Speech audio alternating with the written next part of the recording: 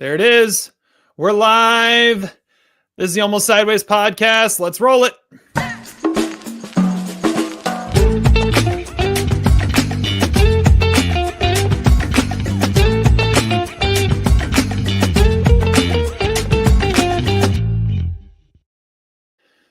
I feel like whenever we're live, yay! I feel like whenever we're live, we got to roll that just because it's a great video. Hi, everybody. Welcome to the Almost Sideways podcast. This is live on YouTube, but if you are listening to the podcast, this is episode 306, and we are recording live on YouTube and other social medias, I think, on Sunday, January 26th, 2025 at 10 a.m. Pacific time. I'm Terry. Todd's here. Zach is here. Adam is with us in spirit. But couldn't be with us today. We've got his list, and we're going to be going through all of that. Yeah. Oh, he forgot about this. He just got back from pretending to be a baseball player for a week, and couldn't quite get on today. But guys, how's it going? Awesome. Zach's commenting already on his own thing that I got a haircut. Yep. That was a while ago, dude. Oh, okay. Well, you know, the news reaches the Midwest a lot slower, so yeah, we've only recorded a couple of these since I got a haircut. I thought that was breaking news. Andrew Luck also retired, by the way. Just learned that today. I was debating on my banner whether to shout out that Ichiro's in the Hall of Fame, or I was going to put something like "Viva Pete Carroll," but I went with Ichiro Hall of Fame instead. We got a lot of stuff we could banter about, but we also got some movies to talk about because this is our top 10 of 2024 list. I'm excited. Are you guys excited? I'm very excited. Don't get Pete Carroll too excited, though, because he's 74 years old. I mean, that's really old. That's almost as old as like Martin Scorsese and almost as old as you, Terry. How can you be on the sideline when you're that old is my question. I guess it just means that when they lose games, when they have 14 lost seasons, maybe he can just, he shouldn't be jumping around is my point. But you want to get off. I looked it up. He's been coaching since 1972, so I'm sure this last year has been hell for him. Like, I mean, can you imagine like a guy who wakes up and gives a high five to his lamp isn't like going to the sideline every day? Like, I mean, he had to be fear that he was going to be a Joe Paterno and just like die because he wasn't coaching. I mean, Clint made a movie this year at 196. Yeah, I was going to say. I'm pretty sure. I was going to bring in the Clint reference, but Clint got shut down by the and Belichick is the same age as Pete, and he decided to go coach co-eds. So I think Pete will be okay in Vegas. All right. Yeah. Well, yes, this is our top 10 top movies of 2024 list. It's our first of two straight top 10 lists. Next week, we'll be talking about the top 10 movies of the first half of the decade so far, which is insane to even be thinking about.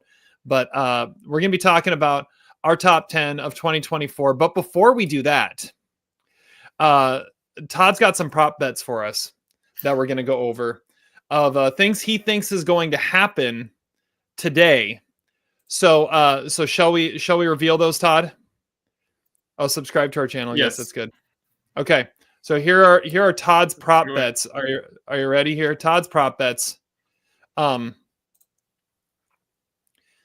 we've got over under 7.5 overlapped movies. Over under standard line.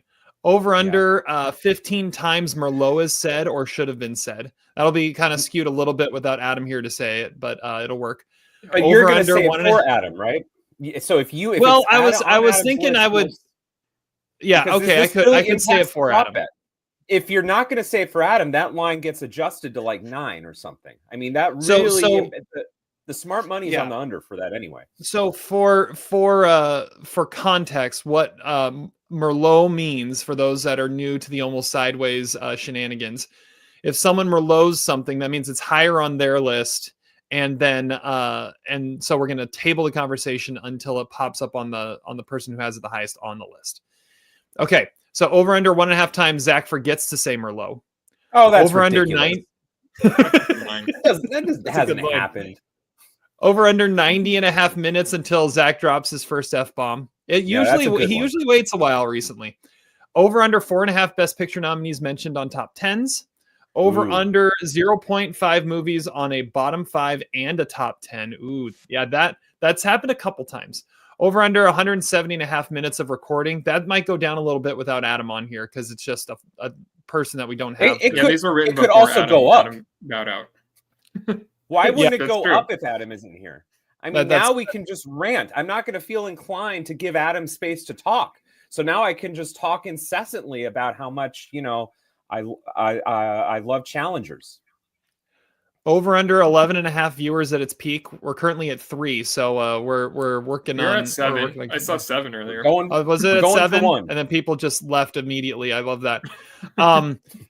Over under 4.5 mentions of the Chiefs over under. Wait, no, that's a new one. That's a different one. That got mixed up. Over under 4.5 mentions of the Chiefs. Over under 1.5 movies Adam has on his list that he didn't tell anyone he saw. Yeah, that's plus 500 that Adam saw I'm Still Here on a Brazilian torrent site and has it as his number 1 on the list. That's a good one. Oh, and that's only halfway through. Predicting number 1 film odds. So Adam predicting his is plus 125. Predicting Terry's is minus 150. Really? I'm that predictable? You're the favorite. I mean, that's what I mean. Who's gonna win the predicting? Game? Well, okay. So I this might be a slight spoiler. I didn't predict because. And the reason I didn't predict is because Zach, when he predicted his own number 1 when he sent it to me. I did. So Adam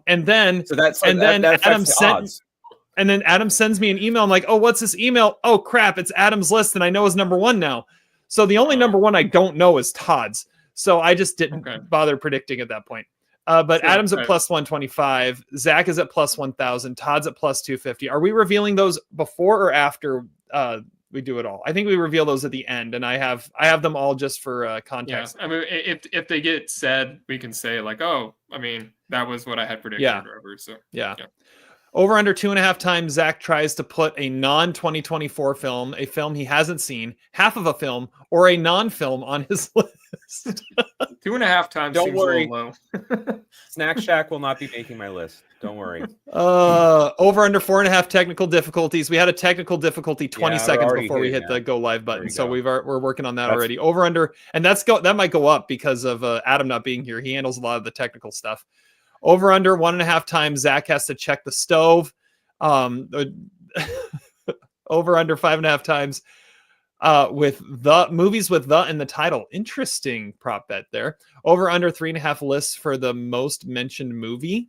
Oh, so will we have one that pops up on all 4 lists? That's interesting. Over under 0.5 mentions of Boy Meets World by Todd.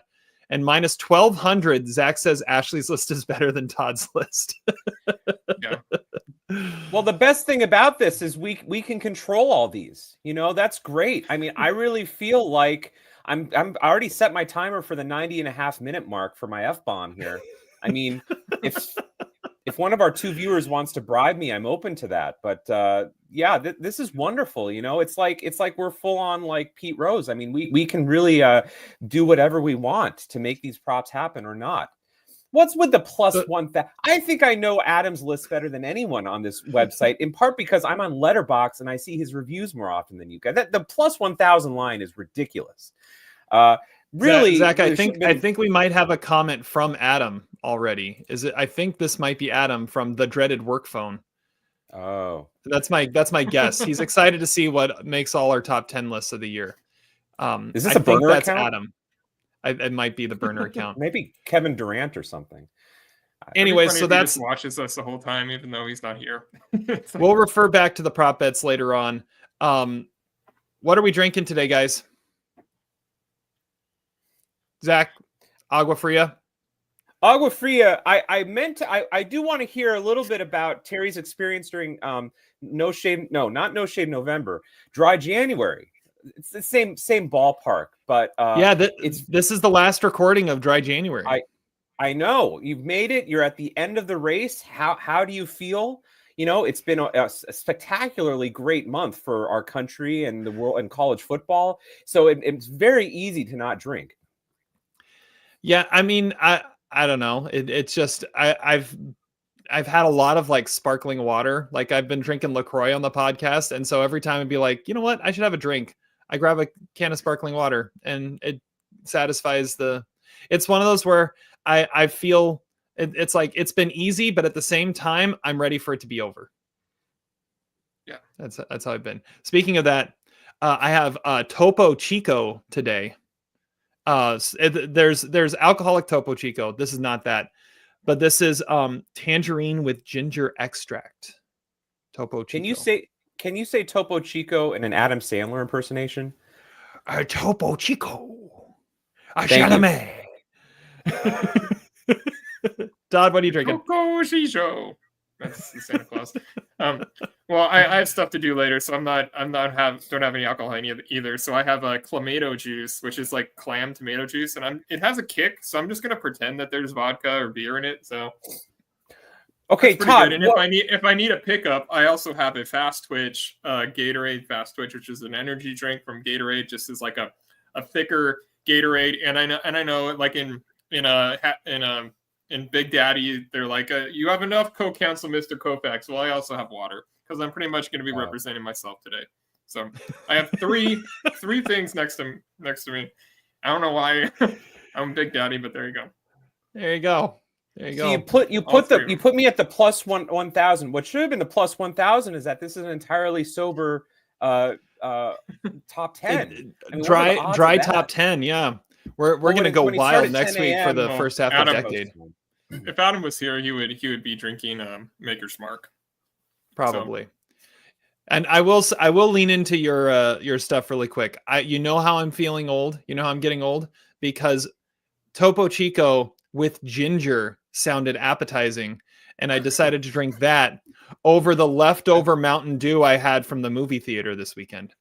So Topo Chico does sound like a drink Pete Carroll would have. All right. Well, let's get into this. We're gonna start with our bottom 5, right? That's what we're starting with here, Todd. Well, unless you want to start with like our stats. Do we want to? Maybe start stats and bottom 5. Let's go with that. I'll start out with this. And movies you haven't seen yet. And movies you haven't seen. Well, yeah, maybe save the movies you haven't seen until you reveal the number 10. All right. Okay. So my stats here, I saw 111 2024 movies, which is my highest total of any year, period. Let alone at the end of that year. So this was a great year for me. I gave 76 thumbs up, which put me at a 68.5% thumbs up. Last year, I was at 67.8% thumbs up. So it's about the same. By the way, last year, for context, at this point, I had seen 84 2023 movies. Also, I give my movies a rating 0 to 100. 80 is thumbs up. Below 80 is thumbs down. My average rating this year was an 81.9. Last year, my average rating was an 81.5. So I'm right on where I'm at. So let's talk about the worst of the year. The bottom 5. Todd, I believe you have a graphic you're supposed to be showing right now. Yeah, I'm looking for it. Hold on. He's looking for it. There it is. I think that counts as a technical difficulty. All right. My bottom 5 of the year. Number 5. The competition was stiff for number 5. The bottom 4 were pretty solid, but number 5 is Drive-Away Dolls. The solo Coen brother effort. Starring Golden Globe nominated Margaret Qualley, and for some reason Matt Damon. Why are you in this movie? Number 4, I have Argyle, which may pop up at the Pinos in the most disappointing film category, because I thought that movie looked like it could be really fun, and it was really not. Number 3, Brothers. Josh Brolin and Peter Dinklage playing brothers. Like, it's like twins, but nowadays, and dumb. Number 2, Elevation, the Anthony Mackie, Morena Baccarin movie I saw that about about aliens that come down but don't go above a certain elevation mark, whatever. And possibly the worst movie of the decade so far. It was really bad. Ghostbusters Frozen Empire was just disgusting. I forgot that was the did, movie. Yeah, it was bad. Came it was out this really year? bad. Wow. Apparently. All right. So that's my bottom 5. Zach, stats and bottom 5. Okay, so I saw 107 movies this year, and I gave a thumbs up to 56 of them. And I did the math on that. That's 52%.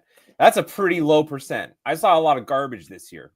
And we're not even talking about the movies that I turned off midway through, which I think was a record high this year, because if I counted those movies, I'd probably be closer to like 130, 140, and then we'd be at like 30% thumbs up. So a lot of garbage out there. Okay, bottom 5.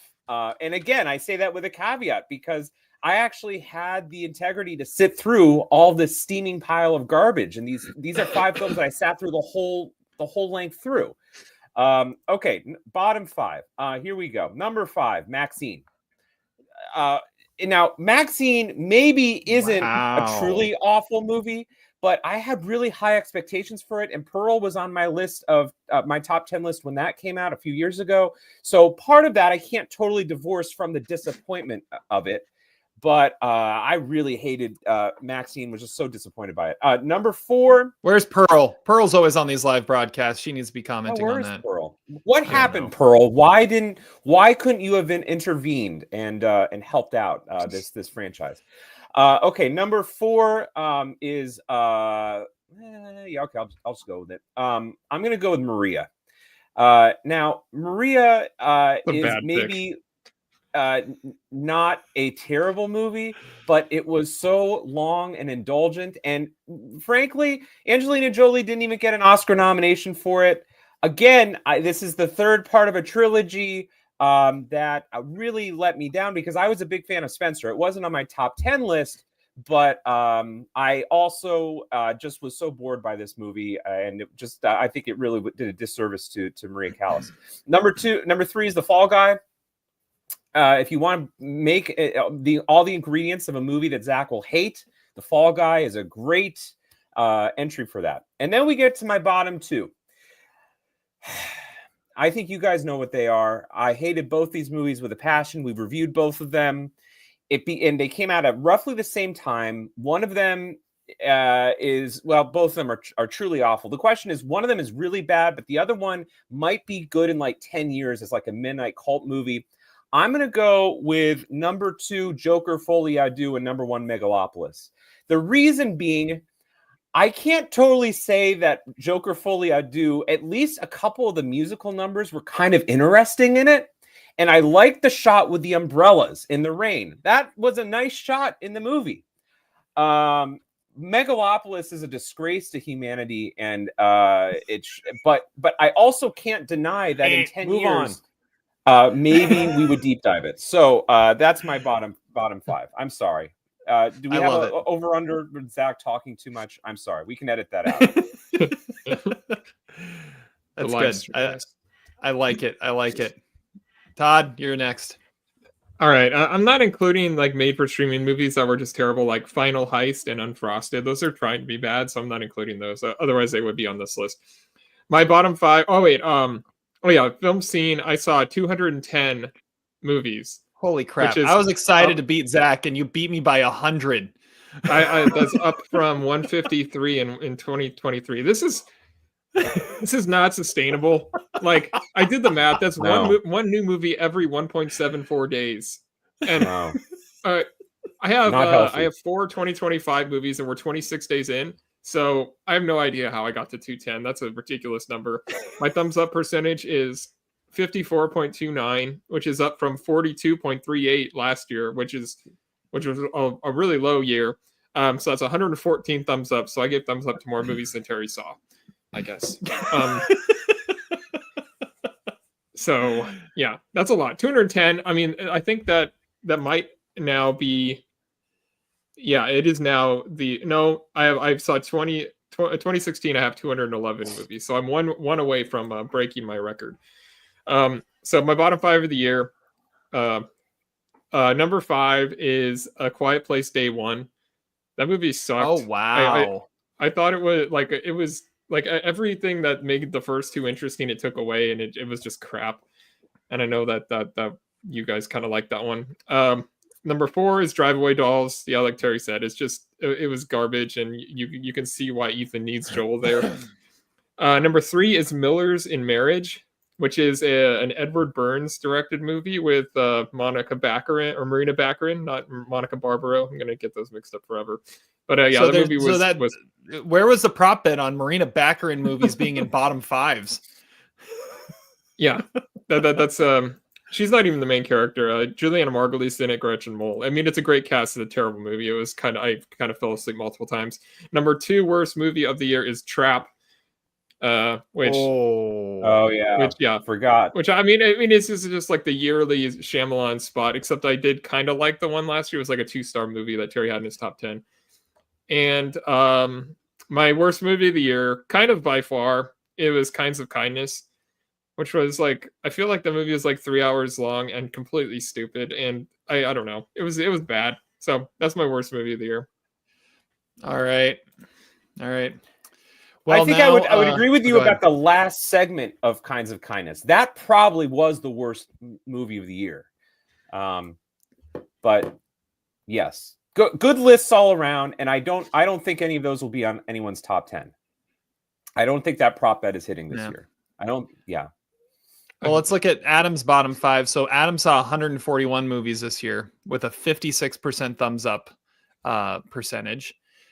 His bottom 5, number 5, we have a repeat, Joker Folie à Deux. Number 4, Atlas. I don't even know what that is. I don't know what that is. Number 3, he has a tie between Madam Web and Craven the Hunter. I'll accept that tie. Yeah.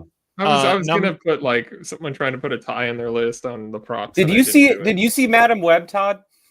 Was that part of your 210? Okay. Number 2, The Mousetrap. I think that's the R-rated Mickey movie, right? Like Mickey slasher movie.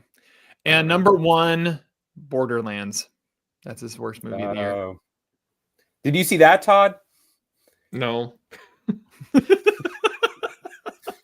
I didn't even. I saw everything, but I didn't see the universally panned movies. Okay, well, let's get into this. Let's get into our top 10s and see kind of where this is gonna go. I'm gonna see here if I do this and if I do this. Oh, hey, look at that. That's gonna work great. Okay, now I know what we're doing. Okay, all right, cool. All right, so I'm gonna go first. On my number 10, let's see here. We're gonna put that back up, and I know what I'm doing. Here we go. Oh wow, Terry's number 10. We're in the 21st century now with this. I know we are. Beautiful graphic. Wow, we are. Okay, so number 10 on my list, and we're even doing it. Look at this. Look at this. We know what we're doing here. Can you make your spelling a little better than when Adam does it? Adam usually, that's also a prop bet, plus minus on that 1.5 misspellings of French movies by Adam. Actually, that's more. There like we go. 5.5. All right. My number 10 is The Bike Riders. I loved this movie when it came out. And we reviewed it on here. Directed by Jeff Nichols. Jodie Comer, Tom Hardy, Austin Butler. This movie is so much fun. It's so fast paced. It's about this biker gang and the starts of it, inspired by a true story. So many fun characters throughout it. I don't know. I just instantly fell in love with the Bike Riders, and I just couldn't get enough of it. So the Bike Riders is going to be my number 10. And what did you not see yet? Oh, and what I didn't see yet. And I was going to throw something else out there. So there's not a whole lot I haven't seen that I wanted to see. I haven't seen A Different Man, which I know some were really high on. Obviously, I haven't seen I'm Still Here. I haven't seen any of the foreign films or many of the foreign films that were up for that. I haven't seen a lot of, I think I've seen one documentary on the year. But other than that, I think I saw everything I wanted to see. I gave 12 4-stars this year. So I've got 2 4-star movies not on this list. So, so there we go. That's where I'm at. The Bike Riders. What do you guys think? It was number 1 on Todd's most anticipated. So wrong brother, you hateful bitch. Or 2023. Oh. Yeah. But yes. Anyways, I mean, I did like the movie, 4 stars, but I remember. I like that Terry was definitely the highest of us on that one. So definitely was. All right. Well, Zach's going to go next. Zach, what is your number 10? All right. My number 10 movie. Now, I will say one of the things that was interesting about my list this year is most of the filmmakers on my list, not only had I not seen films by before, but I had never even heard of before. This list is like very much of like new and exciting filmmakers. Number 10 is not one of those new and exciting filmmakers, although he is exciting. And he's coming out with new movies, although not so much anymore. He's older than Pete Carroll, but not as old as Clint Eastwood. It is the great British filmmaker Ken Loach, and the film is The Old Oak. The Old Oak, wonderful British film about a tavern owner in a rural part of England who it's right in the middle of Brexit. The movie's set in 2016, and there's this kind of ugly contingent of white dudes that hang out at the bar and speak in a lot of like racist language. And then there's a population from the Middle East that is in the town. And so they are, of course, very much targeted by this community. And this bar owner is kind of thrust in the middle of this conflict. It's a really great story about the world we live in, even though it took place 9 years ago. It's the same issues, only magnified today. And Ken Loach has announced that it's his last film. If that's the case, then I think it's a great way to cap off a career that is full of movies that have strong humanist bents to them, strong kitchen sink realism. And the performances in this movie are really good, especially the 2 leads, Dave Turner and Ebla Mari, have a great dynamic in the movie. So I love this movie. It's currently available on Canopy, and it's a really poignant movie, especially in light of the last couple months. It's an awesome movie, and Ken Loach is a great filmmaker. You should check out his work. Every one of his movies I've ever seen is really good. All right. And what haven't you seen yet? What's that? What haven't you seen? Oh, what haven't I seen? Oh, I did actually have a list. Okay. Last summer, the Catherine Breillat sex movie. I should have seen that. I really do regret that. Seed of the Sacred Fig, not here yet. All We Imagine is Light, not here yet. Something called Color Book. I don't know what that is, but I wrote it down. No Other Land. Who knows if it will ever come to the United States. Vermiglio, The Monk and the Gun, Flow, The Feeling That Something Has the Doors Closed. I don't know, whatever, that S&M movie that's on Canopy. The feeling that the time for doing something has changed. Yeah, whatever. That was not good. Okay, I didn't see it. Midwives. And then I will say I got through. Okay, so I did say I turned off a lot of movies. There was a 3-hour documentary on French gynecologists called Our Body. I really dug that movie. I couldn't get through it though, man. It was a long day. I kind of fell asleep. No offense to the movie.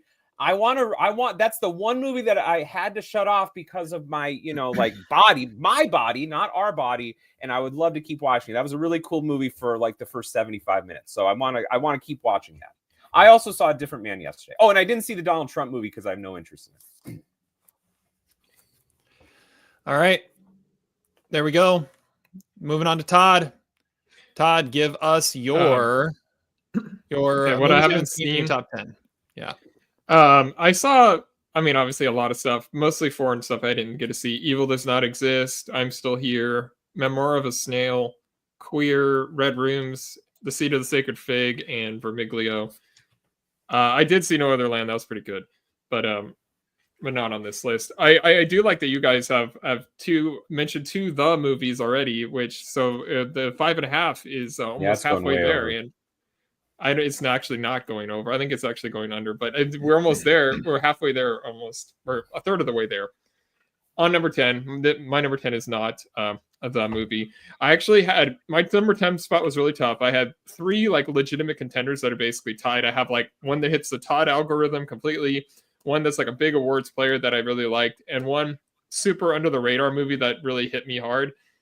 I went with the last option. I reviewed it on the podcast. It's called Exhibiting Forgiveness, directed by Titus Gafar, and it stars Andre Holland, and he's never been better than he is in this. He's an artist, and he's in a tough spot when his father comes back into his life and starts to make everyone relive things they don't want to revisit. All the actors are great. Andra Day and Aunjanue Ellis-Taylor are the wife and mother of Holland's character. And it was a Sundance movie, but it doesn't feel like a Sundance movie. It's not like a metaphor thing. It's not like a micro budget thing. It's not super understated. The movie lets it all hang out. And I mean, it is melodramatic at times, but the characters actually have real emotions. And it's I don't know. It's refreshing because movies don't really do that anymore. And there's like no cool factor here. It's just like a slice of life, and it's gonna wreck you. And it's directed by this guy. He's an artist. It's his first movie, and he Andre Holland character uses art as a way to escape his family drama and show that how he truly remains inspired.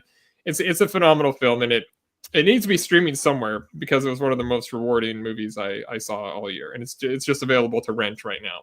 But I still would recommend checking it out. All right. I like it. I was a fan of that movie too. Not as much as you were, Todd, but I went based on your recommendation, and it was a very enjoyable movie. I especially liked his artwork. I think this is a movie where there's been a year where there's a lot of movie artists, and I think this guy's artwork would be in my Mount Rushmore of 2024 movie artists. He's a very cool artist with his big, huge paintings that he sometimes just destroys because he's in a pissed off mood at the world. In his garage. Yeah, in his garage, yeah. All right. Well, that's that so far. And now let's get to Adam's number 10. So I have some stats here for Adam. Adam, movies he hasn't seen yet that he wanted to make us aware of. He hasn't seen Nickel Boys, Conclave, A Complete Unknown, The Coffee Table, Wicked Little Letters, Kneecap, or The Last Showgirl. So that's the list. I don't know why that was the list he gave. I have no idea what The Coffee Table is. I don't know what that adaptation is. Adaptation of Kramer's book on Seinfeld? It must be. It's a horror comedy, it looks like. A Spanish horror comedy. All right. Well, number 10 on Adam's list is... Hold on here. Number 10 on Adam's list is September 5, which I'm going to Merlot. Wow. I saw it last night. I'm not Merloting it, but we'll wait. We will wait to talk about it. Yeah. So that is that. And let's see here. I got to. So what's our over under Merlots? Todd said 6.5, right? That's the standard. Well, what was it, Todd? It was 7.5 overlaps. 15 Merlots. Okay. See, I go the over on the overlaps, but the under on the Merlots because Terry's got like triple duty here. You know, look at how focused he is, laser focused. And I got so much to do here. Adam. Exactly. There's no way he's gonna. The bet of the Zach for getting the Merlot should have also been the Terry for getting the Merlot. I gotta watch like two different lists for the Merlot factor here. So all right. Well, let's get into number 9, shall we? Number 9, going to my list. It's my turn here. Todd, you got to do your one job. Oh yeah. I'm working like crazy over here, and Todd forgets his one job. Well, I thought I was going to be in charge of what the screen looked, and you started taking over, so that's good. Okay, well, if you want to do that, go for it. You see the two buttons I'm going, but I mean, obviously missed my one job. Yeah. All right. Okay. Number 9 on my list is A Real Pain. Merlot. There's Merlot. Now you can use the button now, Todd. There it is. There's the Merlot. Which means we'll be tabling that conversation for later. Yeah. Okay. Let me type it. Obviously, you like it. You Merlot it. So okay. Zach. Well, I think my pick is also going to be Merlot. Can we put props on if the movie we say is going to be Merlot? Mine's this next one's like at minus 120 that it's going to get Merlot, maybe minus 180. It is a little movie called The Substance, and it has a "the" at the beginning of it, and it's not being Merlot. Now, did you check Adam's list? I'm looking at Adam's list. Are you kidding me? This shit is. Well, I knew Todd wasn't going to Merlot it, but come on. I think Terry gave it a higher star rating than I did. Come on, Terry. Where's your sense of integrity? Where's your sense of loyalty and dedication to the great Demi Moore and the non-nominated Margaret Qualley? I mean, this is an incredible movie. Okay, talk about just a batshit crazy idea. First of all, this is the most Adam movie ever. And it's not even on his top 10 list, apparently. September 5, give me a break, okay? Come on, Adam.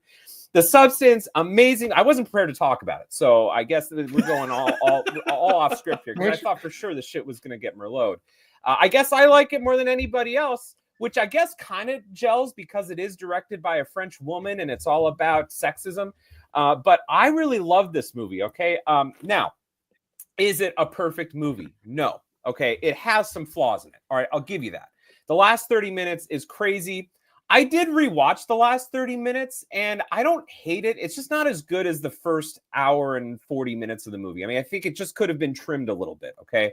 But when you're talking about, like, when you get about to the 60-minute mark of that movie, it is just flowing like no other movie this year. When you get the whole, like, Demi Moore starts recognizing that it sucks living her life with a TV screen on her apartment. She's throwing chicken at the TV screen. And then you get Margaret Qualley, who's out there for a week. She's flirting with the neighbor in an oddly similar dynamic to the Renee Redzepi subplot in A Good Person. No, A Different Man.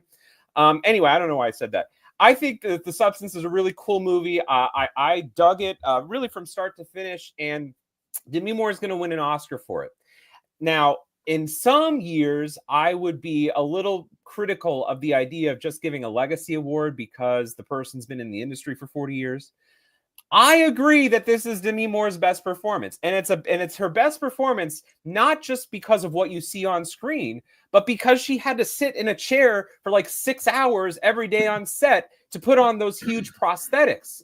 And the movie is I think, Wikipedia definition of what a best makeup winner should look like.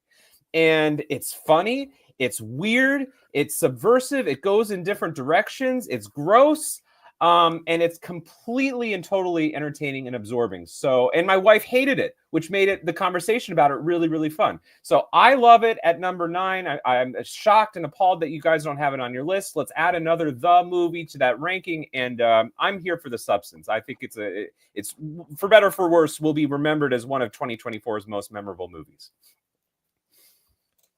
Yeah, the movie, I was not a fan, but I will say it does crack my top 150. It's at 149.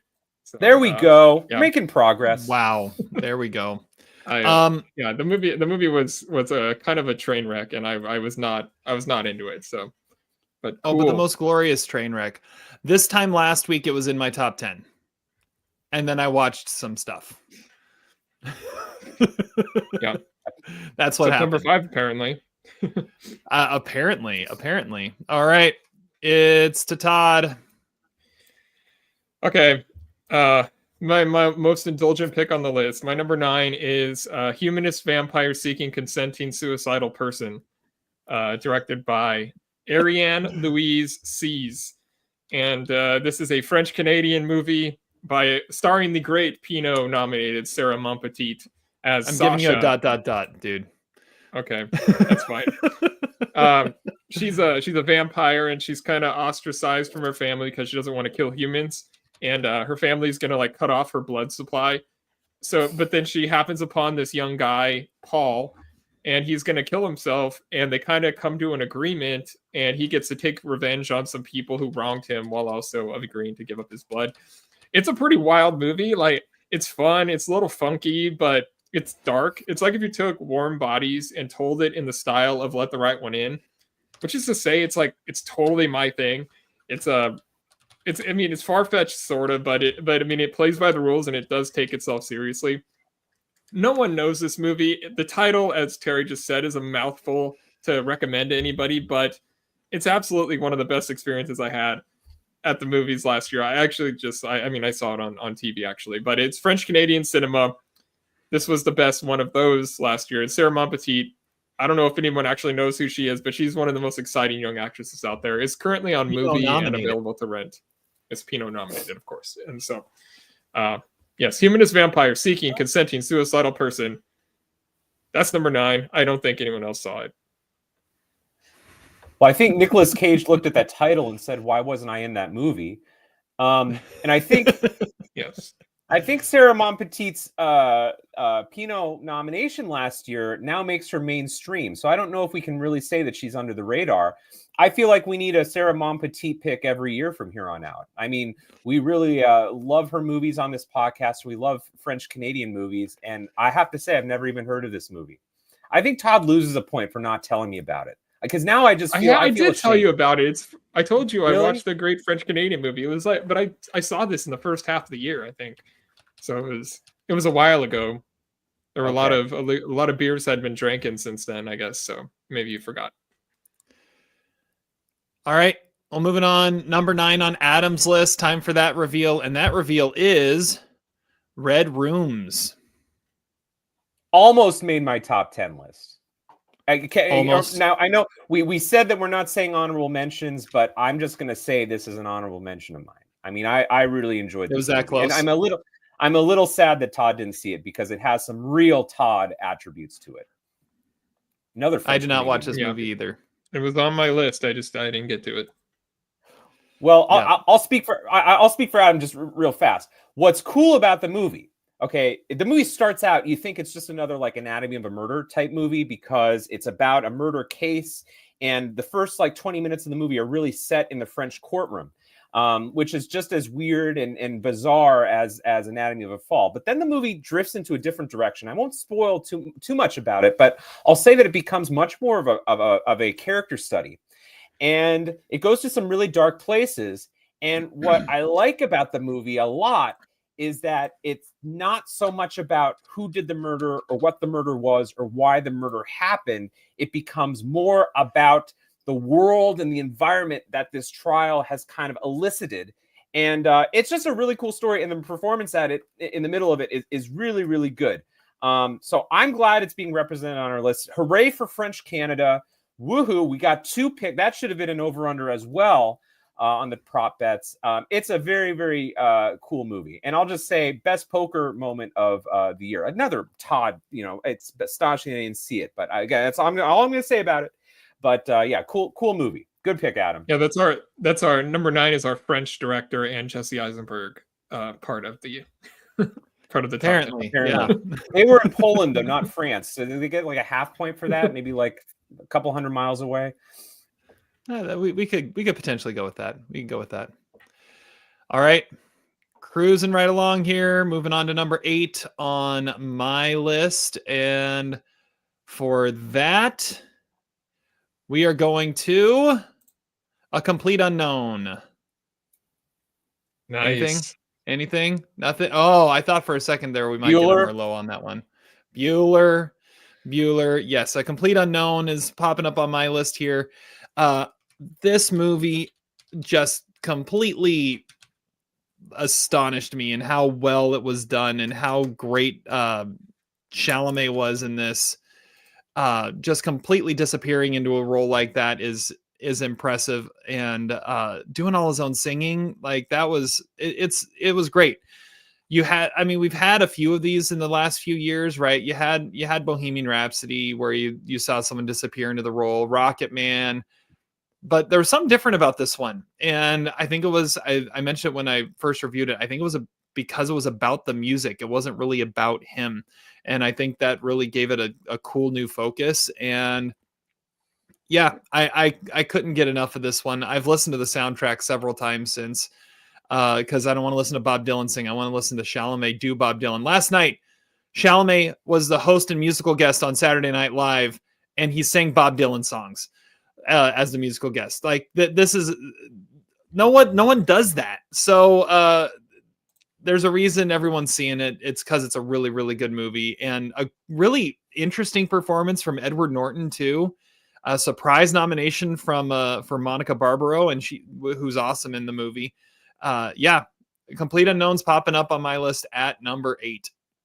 Yeah, that one was painful to leave off. That was one of the two that was tied for number 10 for me. So I had to make a judgment call, and I went with the smaller movie. But I do love A Complete Unknown, and yeah, I mean Chalamet's doing his Oscar tour different than anybody else. Like he's going on College Game Day, and he's being the musical guest on Saturday Night Live. He's one of a kind. Absolutely. Yeah, I have it number 46. It was a thumbs up movie for sure. To me, the movie is kind of like making a trip to Portland, Oregon, sitting in like some cool hipster place in Northeast Portland on Alberta Street. And instead of ordering an obscure craft microbrew that no one has heard of, you get a Blue Moon. Now, Blue Moon is perfectly fine, but I think people are going to raise an eyebrow at you just a little bit. And I just can't sit with that well. Now, you could order I'm Still Here, the one or whatever it was called, the one with Cate Blanchett playing him, and then just spit that out because of how bad it tasted. But I'm cool with Blue Moon. It's just not, the most. I don't know. Is this metaphor going anywhere? Just tell me to shut up. I don't know. I'm not good with metaphors, but move on. It's a good movie, not a great movie. You're slow to the trigger, Todd. Too mainstream, but it's okay. Not a terrible thing. It was a little mainstream, but I still fell in love with it. It's not mainstream, but okay. So I knew Bike Riders was going to be my number 10. I knew what my number 10 was. I knew what my number 5 was. 6 through 9 could have been in any order, and 1 through 4 could have been in any order. So I'm still looking at this and saying, I really put A Real Pain below A Complete Unknown, but I'm not sure. I'll go back and forth on that one, like the rest of the. Yeah, my list is similar. My 1 through 4 could be in any order. My number 5 is set. My number 10 was a pain in the ass to come up with. the other ones are kind of okay. I'm okay with that. So, all right. Well, Zach, give us more of your list. Okay. By the way, just so we're counting, we're at 3 thes. So I'm just going to say it right now. I at least have one more the on my list. It's not my number 8 film, but I think the thes are an easy pick for over. He's going to pull an audible at the last second just to make the prop bet. I might.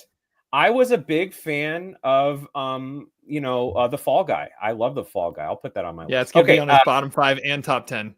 The Wild Robot. Hey, there's a first time. There's a first time for everything. There should be a movie that we have on our bottom and top list. Okay, so my number 8 might be Merlot. I'm open to it. It is Sing Sing. Merlot. There we go. Okay. I thought so. You can't go The Substance and Sing Sing on no one's list. Those are both great movies. So I will happily wait and talk about Sing Sing later on. Okay. So right. Let me get here. There we go. And so that means we're moving to Todd. All right. My number 8 is it's called Femme. And it's directed by Chun Ping and Sam H. Freeman. This was like a shock to the system. I reviewed it earlier in the year, but it's about this drag performer, Jules, played by Nathan Stewart Jarrett, and he gets beat up in the middle of the night, and he winds up running into his attacker, played by George McKay. And it was sort of an uncompromising situation, and he takes the long game in his revenge, which the plot isn't that simple, but that's probably how it was sold, I guess. But it's a movie that is like deeply serious and sorry, Clamato juice. It's tough to watch, but it touches on a lot of really relevant subjects, and the 2 actors are electric, and both should be nominated at the Pinos. It's a curious movie in a way that movies of this type usually aren't. And you actually see the human side of both characters, even when they're doing things that are reprehensible. The movie just knocked me out when I saw it, and it never fully left my memory. I mean, and it wraps up in a way that does kind of leave you with a feeling that's hard to shake. Did anyone else see it? I remember I reviewed it. It looks like 3 months ago, but it's still a must see. It's on Hulu and Disney Plus. So Nobody I watched did not it. see it. No, I did not either. But I spelled it really right? Yeah. Okay. I like that Todd's numbers 8 through 10 could be the title of a really interesting movie. Femme Humanist Vampire ... exhibiting forgiveness, which would be a ... Yeah. movie, by the way. That could count. It's a movie I'd want to see. All right. Sounds Well, like let's a move personal on. attitude. It's time for. No, that's not what I wanted Adams. to do. Adams. Adam's number 8. Yep. And for Adam's number 8, we're going to Strange Darling. Merlot. Ooh, we're getting a Merlot on Strange Darling. Nice. What's our Merlot Nice. count at this point? Is that 3? I don't know. Hopefully someone's keeping track of that. I am not keeping think, track of that. No, I think it's don't more, think actually. so. I think we got A But Real here's a full Pain, list. A Real Pain, Sing Sing, and Strange Darling, and September 5. So we're at 4, Yes, at 4. right? All right. That's impressive. And I feel like A Complete Unknown is almost like a half point since it's basically Todd's number 10. But I think the Merlots are going over this year. Well, I have a feeling we might have another Merlot coming up here next. Well, these are only single Merlots, though, too. They're not Merlot by multiple people, unless Terry's not giving Adams Merlot. A multiple Dude, that's Merlot. a great question. Does that mean it's like I might have missed a Merlot in there. Times Merlot is said. I have it's a different thing than overlap, so that's why I was. But or should have been said. Okay. So we'll see. Does multiple Merlot mean like more alcohol content? Like maybe it's like 30% ABV? Yes. I'd be down for that. All right. Well, here comes another Merlot because my number 7, let's see, is Anora. Merlot. Yeah, and Merlot from Adam too. So there you go. That answers one of our prop bets. Okay. Give me 1 second here. So that the first half of this podcast is like, you know, it's like the way that the Seahawks used to play when they couldn't score a touchdown in the first half. It's a little rough. You know, you just got to get past all of the strange 3 and outs and the strange punting situations with the Merlots and the double Merlots, triple Merlots, quadruple Merlots. I also have Anora at my number 7. It's a great call. Merlot. All right, so yep, then and again Merlot from Adam. Does that count as 2 more Merlots? I think that's a good question. That's a good question. That'll get us up to 15. Yeah. So Zach's got Anora there. All right, and I'm working over. I'm typing the stuff in like so many different places as we're going along here. All right, so that means we're to Todd for his number 7. So we're gonna. All right, nope, my that's number not Todd. 7 That's is Todd. Snack Shack. Snack Shack, Nice. directed by Adam Ray Meyer. And that's got to be the most unlikeliest title to be on a best of the films of the year list. But it's about these kids, AJ and Moose, played by Connor Sherry and Gabriel LaBelle. And they're like teens who are looking to score some cash during the summer in Nebraska in 1991. They brew their own beer. They paint sidewalks. They escape field trips to go bet on the horses. Then they get this idea to operate the snack shack at the local pool while also sort of eyeing the same girl. It seems slight, but it's actually deeper than you expect. The characters are believable, especially Gabriel LaBelle, who's doing some truly fantastic work here, like just unreal charisma. Like you see the movie through AJ's eyes, but it's LaBelle that is the one like shining star of the movie. And it goes places that I didn't think it was actually capable of going, and it makes it work. Like on its surface and how it was marketed, it probably sounds like super bad. But it's more interesting than that. It's like if you took California Split and like you smashed it together with Adventureland, a whole bunch of licorice pizza, and the slightest bits of John Hughes and Saved by the Bell.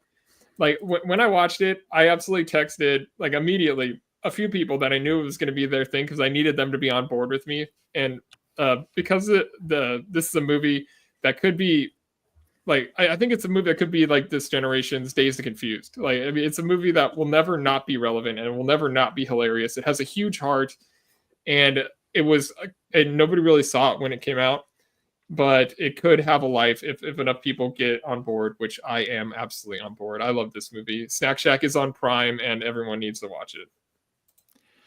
I did watch it this week. It is I gave it 3.5 stars. I loved it. Good. Not quite as much as you loved it. I felt like it was a little tough to get into at first because the dialogue is so fast and is moving so quick that it was just jarring, and all of a sudden, oh, okay, I know I know what's going on now. Okay, I got it. But yeah, you're right. It goes places you don't expect it to go. It is such a comfortable movie to just live in for a while, and yeah. And Gail Bedeker's in it. Thoroughly enjoy. And Gail Bedeker is the judge. So, yeah. I'm glad you liked it. That makes me happy. Well, I guess it's a majority. Half of the movie, I guess. I still haven't watched the second half of it. The ending's been spoiled for me. I could never get into it. I like the California Split comparison, though. It's interesting. I found the setup just very unbelievable, but it has been assigned to me, and I'm not going to sabotage the Pinots. Do not self-sabotage, and do not go to a dark place. I will try my best to get through it. My favorite aspect of the movie is that they had to cross state lines to bet on horses in Iowa because gambling is apparently legal in Iowa and not in Nebraska. I did like that. But okay, I'll give it another shot. You have a movie that's a love letter to Nebraska City, like a town of like 5,000 people. Like it's so unique, and it's actually shot there. You could tell that that's Nebraska. Oh, totally. Yeah, you can totally tell it's Nebraska. Yeah, I don't know if Adam saw it. Hopefully he gets to it sometime soon. Yeah, I don't know either. But what I do know is I know I messed something up. No, I didn't. Not fully. Just kind of. I do know Adam's number 7, and Adam's number 7 is Daddy-O. Merlot. That's Merlot. Okay, yeah. We're at 6 officially, not counting the double Merlots. 6 movies that have been Merlot. So we're at 11 Merlots and 6 overlaps. Good grief! It's a lot of Merlot. And we're flying by. I mean, we're almost halfway through this an hour. Todd can make his date. Well, I mean, this is what we did. This is what we did last year too, though. We were like, "Oh man, this is going so fast," and then we actually got to when we had to have the conversations about some of these movies in the top 5. So that's what's coming up. That's how this works. So, yeah. So let's get into number 6, which I should have had prepped a little better, but I didn't. Number 6 for me, I'm first one up. And number 6 for me is Saturday Night, which is not getting Merlot. It's not getting Merlot because I was the only one that was an actual fan of this movie. This movie, real-time look at the lead up before you get to the first episode of Saturday Night Live. Talk about Gabriel LaBelle. He went from playing 15 years old in Snack Shack to playing Lorne Michaels running the studio at Saturday Night Live. This movie is just so energetic and so entertaining. They have like the perfect cast to put all this together. And I was just like grinning from ear to ear the whole time I watched this. I wanted to rewatch it before we did this, and I didn't get a chance to. But like I said, 6, 7, 8, 9, like I could see, I shuffle the deck. That could be in any order. Like Saturday Night could be 9. A Real Pain could be 6. I have it where it's at. That's just how I've got it. But yeah, Saturday Night, it possibly one of the most entertaining experiences at the movies this year for me. Not for you guys. I know. Yeah, it is better than The Substance, I will say.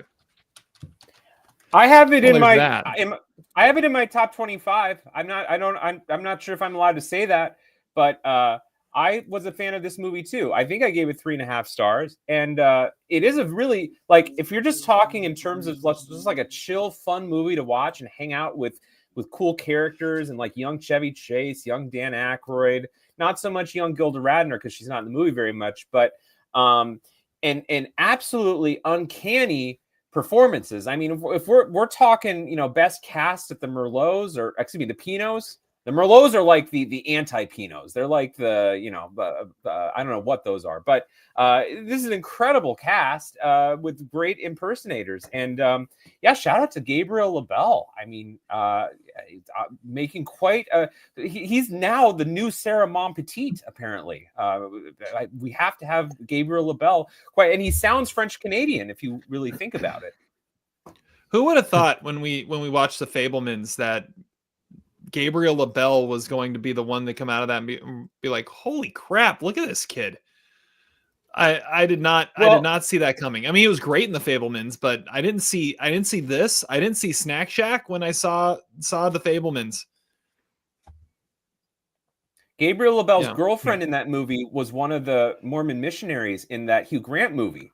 So maybe it's just like a star making and of course Judd Hirsch put that together. was nominated for Ordinary People, and so he didn't even need The Fabelmans to become great. That we can just erase that. I don't know what I'm talking about. It's a good pick, Terry. We're live, Zach. We can't cut stuff out of a live broadcast. This is radio gold. September 5 showed radio you can actually take some live stuff and really manipulate it. But okay, yes. Rewind that. Zach, number 6. Wow, Terry, you must have really liked September 5 if it's in your top. That's wild. Okay, I see you do the math live, and then it gets kind of freaky. Number 6 is Nickel Boys, Ramel Ross, and I thought you hadn't seen it, or no? Adam said he hadn't seen it. Okay, Adam said he hadn't seen it. Adam said he hadn't seen it. All right, well, Nickel Boys. We are at 7 overlaps already. Well, we got 12 Merlots. 7 overlaps. 7 overlaps. Yep. Okay. Yep. The Merlot button has been hit. The Merlot has been dropped. No, the Merlot doesn't get dropped, because if it gets dropped, then the bottle breaks. That's true. That is true. That's just science. Todd. All right, my number 6 was mentioned earlier. My number 6 is Strange Darling, directed by J.T. Molnar. And yeah, this is the movie. Every once in a while, you walk into a movie, you have no idea what you're about to experience. And this movie, which at its basic form is about a serial killer and a one-night stand gone wrong, it's absolutely one of those movies. Willa Fitzgerald is the lady, Kyle Gallner is the demon, as they are credited, and Giovanni Ribisi's cinematography is the most gorgeous cinematography of the year. It looks like a Nicholas Winding Refn movie, but its non-linear structure might seem unnecessary until it doesn't. Like, it's a masterpiece of screenwriting to the point that it has complete control of the audience. It's brilliant twists and maybe the best twist in terms of any movie of the last couple of years. And the performances are fantastic. The music is great. It's a very singular vision, and one that I don't know how it could have been done any other way. I don't know why the movie didn't catch on. I don't know why no streaming services picked it up. It's something that appears to be working in one genre, but it subverts your expectations. It's a movie I'll be talking about until everybody I know has seen it. It's only available to rent right now. Unfortunately, it needs to be somewhere, because everyone should experience this before it gets spoiled by people. So, Strange Darling, number 6. I do think, though, it's one of those movies that might be small enough that you don't get it spoiled. Like, no one's thinking about spoiling this. I don't know. And spoiling it is such a weird concept too, because it's one of its twists are done in a way that it doesn't even feel like a twist. It just is like so unique. And like, if you read about it on Wikipedia, it doesn't seem like there's anything that you could spoil about it. Like, it seems really straightforward in a weird way. But I think we need another Pinot, because Todd's always saying we need more Pinots. This should be a Pinot about the movie that of the year that is hardest to talk about because you don't want to spoil it. Because this movie, we had to go to extreme lengths. Todd was really vague about his description of it because neither of us had seen it. And then Todd and I talked about it and then kicked Terry off. I think Todd said that I revealed too much even in my review. And I was like, okay, just rewind that, get rid of it. It is so difficult to talk about. But the one thing you can say about it, besides the fact that it is a cool movie, I have it number 32, is that Willa Fitzgerald is pretty amazing in the movie. And it's a fun movie to talk about. Even though I don't think it's a perfect movie, in a way, I admire it a lot. And man, JT Mulder, I mean, he could do like anything he wants. And I think we're going to line up. I think his next project should star Gabriel LaBelle and Sarah Monpetit. And then we got a Pinot guarantee. I like it. All right. Well, time to reveal Adam's number 6, which I think is bringing out another Merlot. And that is A Real Pain. Merlot. Yep, there's the next Merlot there. Can you Merlot even if it's not on your list? I mean, you put stuff on your list you've never seen, so yeah, that's true. That's true. But like, I mean, we could almost put that in the category if Zach forgets to say Merlot if he Merlots something that he that wasn't a Merlot. Yeah, it's in the same category. I was gonna say Merlot, but it's not on my list. But I knew that it was going to be Merloted by someone. That's probably going to happen at some point in the next few years. That should be a prop bet. Remember that for next year. Well, we'll remember that. All right. At this point, before we get to our top 5s, we're going to take a quick break from our lists to reveal other lists that we have here, because we have our wives' /girlfriends lists. So let's go through those. I got this from my wife last night, who agonized over making her list. She goes, this is so hard because all the movies I love are so different. I said, She goes, but how do you put them in order? And yeah, that's exactly the point. All right, so here is Cassie's top 10. You ready for this? All right. Number 10, Babes. Number 9, Conclave. Number 8, Wicked. Number 7, now, wait, Civil can War. should we be doing a wife overlap or a wife Merlot? Because no, because we're not talking about it. We're not talking about it. You're just. Well, I'm going to say keep wife track of overlaps. Okay. So yeah, number 7, Civil War. Number 6, Orion and the Dark. Wow. I remember that. We reviewed that like a year ago. That was a fun one. Number 5, Will and Harper, which we actually just watched last night. Number 4, Robot Dreams. Number 3, Amelia Perez. Number 2, Kneecap. Wow. And number 1, when she decided this was her number 1, she decided Todd's going to hate my list because her number 1 is Night Bitch. I mean, she is pulling the parent card on that, weird. like Harry did. It's true. It's interesting. Yeah, that is a very unique group of movies when you have Orion the Dark, Kneecap, and Night Bitch in the same top 5. Yeah. And what was funny is she'd be going along. She'd say, all right, I think I got the list. Oh, did you remember that you've seen this one? Damn it. And then you have to fix it. All right. Zach, do you have Sammy's list? Yeah, I do. Now, I want to ask about etiquette for a second, because I like say all the movies on my list, and I don't always remember if she saw them with me or not. And then she doesn't always remember what the movie was. Right. So, I said like, Dee Dee, right? She's like, what is that? It's like the Chinese kid. Oh yeah.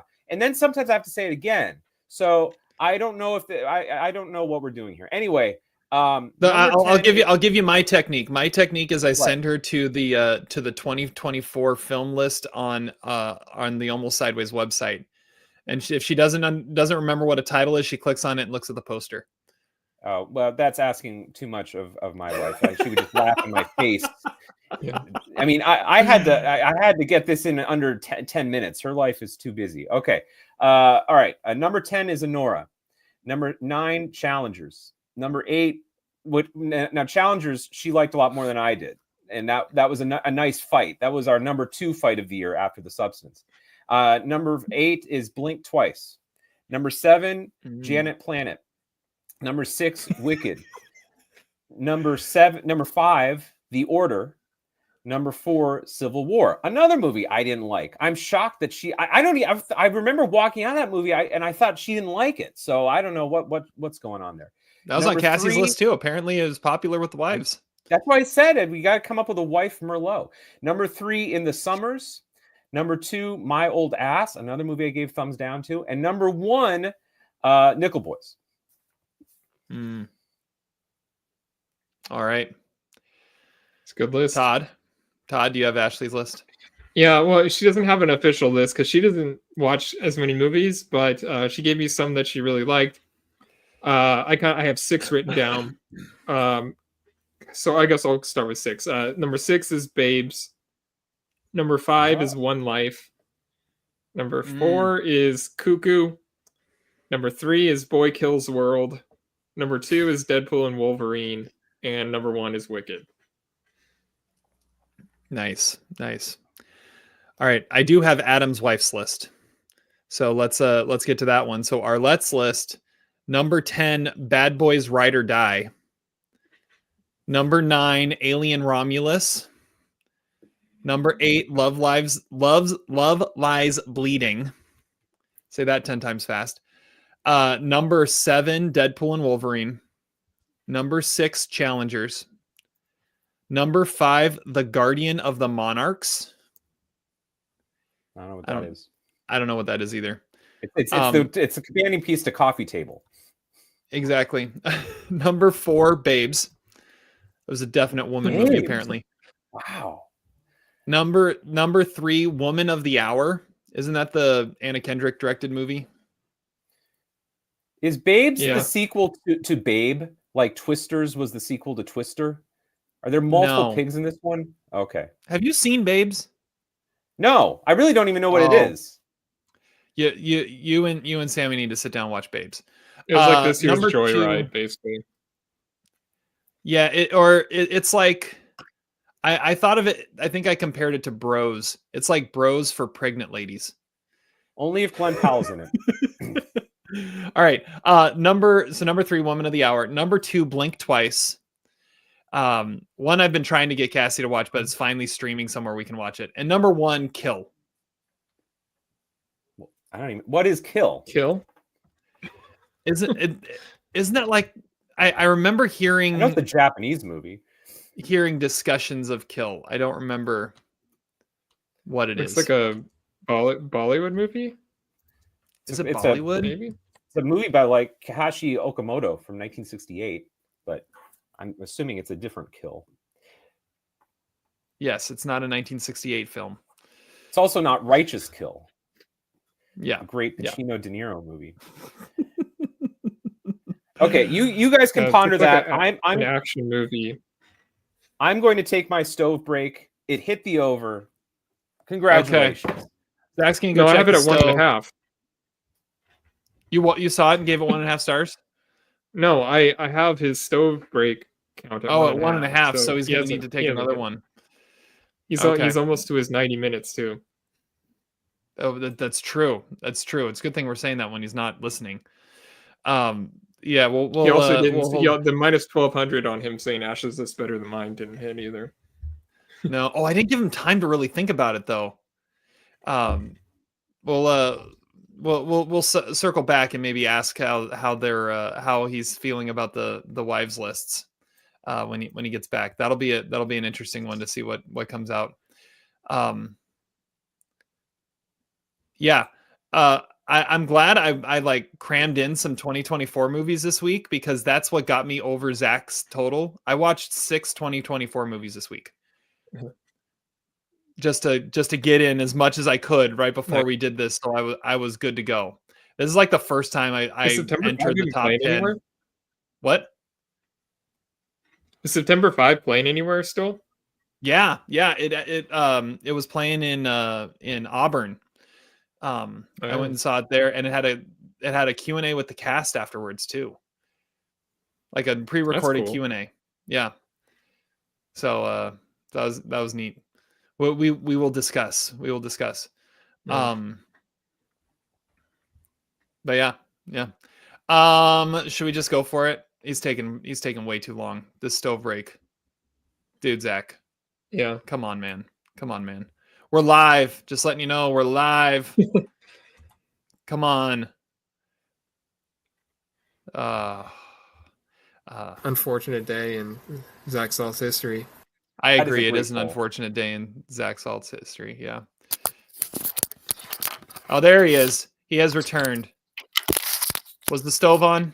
Oh, he's not plugged in yet. Woo! Now A he's lot plugged of- in. Disaster. lot of burnt food there. Had to really, this was quite a snack shack situation. Had to run across state lines and get some beer and bet on the horses and put it out. But we're all good. We're good. We're All fine now here. Did we have a quad approved wife Wicked? I mean, was that the? It was not on Arlette's list. It was not on Arlette's list. I don't think Adam saw it either, did he? Ooh, he might not have seen it yet.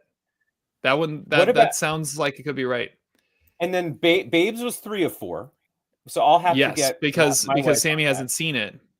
And then Civil War made a couple of appearances. I want to say, Yep. And Challengers made at least 2 appearances. Yes, I'm a little surprised. The Challengers to me was like a 2.5 over under, and I would have taken the over. So I'm a little surprised at that. But all right, who knows? And any other thoughts on the wife lists there, Zach? Well, I also want to know, when can we get the kid list? Do we have an Atticus list? Do we have and then, can this extend to, a Terry Senior list, or can this extend to a Boone list? Can we get a Trisha list out there? I mean, I think we have a bunch of adjunct lists. My dad hasn't seen September 5 yet, but I have a feeling that's going to, because all he does now is talk about how excited he is for September 5. So I think that would make his list, even though he hasn't seen it. Well, let's get back into this because we're on to our top 5s. And it sounds like September 5 might be popping up in at least one of those. And let's see if it's right here. My number 5. Did you see that segue? Wait. That was good. That was a good segue. Before we go into number 5. I'm sorry, Terry. Come on, man. That was brilliant. Terry, are we allowed to at least get a little bit of an update about how our predictive number 1s are going? I guess we could even say my number 1 for Terry is off. My number 1 for Adam and Todd is still alive, and my number 1 for myself is dead. But Zach incorrectly predicted his own number 1. But I think the plus 1,000 is still not terrible odds, though. I mean, I would take it. My 3 predictions are still available. Okay. Let's see here. I had Terry named Substance number 1. It didn't even make his top 10. I think I should lose a point for that, probably. Adam is still alive. However, he did give 2 options for Zach's list, so I don't know if that is going to count. But Adam is still alive. Okay. So, moving on. My number 5 is Daddy-O. Merlot. And there it is. Yep. I was waiting for it. I knew it was coming. All right. So is that the record for most mention of the word Merlot by a single person? Well, I guess I feel like last year Adam's 6 through 10 were all Merlots. I don't think he mentioned anything until about the hour 20 minute mark. Oh yeah. Let's see here. I've talked about 3 movies and I've been Merlot 3 times. So yeah. We've not heard a lot from Terry on this podcast. I have not been Merlot at all. Todd has not been Merlot. What a shocker. He's been doing a lot of Merloting, though. Humanist vampires and femmes. Like, has anybody seen that? What's the over-under on people that have seen all of Todd's movies? Like, 14? See, Femme is a movie I talked about like on the podcast, and then after it was like weeks later, I started hearing people be like, you know what, it's a good movie. This movie Femme, like you should check it out. I was like, I was the first one on that shit. But All right. Well, let's go. Let's see what Zach is on now. Zach, what's your number 5?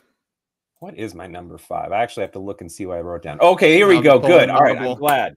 I'm not pulling an audible, but I am going to pull it up. Okay, my number 5. Actually, maybe the movie I'm most excited to talk about. All right, it might even be a more exciting movie to talk about than my number 1 movie. It is a movie that has 606 votes on IMDb. I love it. I'm here for it. And it's not by the Strummer guy. I wish he would. I'm sure he has made more movies, but I just haven't seen them. This is a movie that I watched about 3 weeks ago when I was snowed in by the Midwest blizzard. I turned it on almost on accident. It is a movie called Peak Season. And it is a movie directed by Stephen Cantor and Henry Loevner. And it is, I describe it as Past Lives meets Lost in Translation if it were set in Wyoming.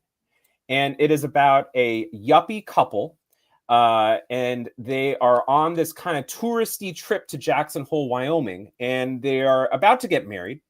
But the guy is a little bit of an asshole. He's one of my douchebag of the year nominees. He's a little bit of a go-getter. He wants to just do like not yoga, but whatever the yuppies do to exercise the whole time. He doesn't even want to take in the scenery. The woman, her name is Amy. She's played in a great performance by Claudia Restrepo. Is like, come on, man, I want to go fishing. And so she meets this fishing guy. His name is Lauren, and he's played by Derek Joseph DeBlazes. And basically, I'm not going to say they fall in love, but they develop a kinship that's somewhat like Scarlett Johansson and Bill Murray in Lost in Translation. They feel kind of trapped amid all of these. It's a really interesting environment because this community in Wyoming is just frequented by white-collar tourists. And everybody is so uptight, and they're on their phones, and they're all pretentious. But these two people, the Amy and Lauren, are much more down to earth than anybody else. And that's how they make a connection in the movie. And the movie's really sweet. It has some really wonderful dialogue in it. The exchanges between the two characters just always feel natural and unforced. In a way, it reminded me of that movie that Todd liked 5 years ago called, I think it was Blue Jay, the black and white romance movie. But it's a better version of that. There's definitely a little bit of mumblecore in this movie. It was probably made for like $1,000, but it's a really actually pretty well shot movie too. They do a lot of like hiking and exploring in the mountain ranges. My wife and I like to go to Colorado a lot.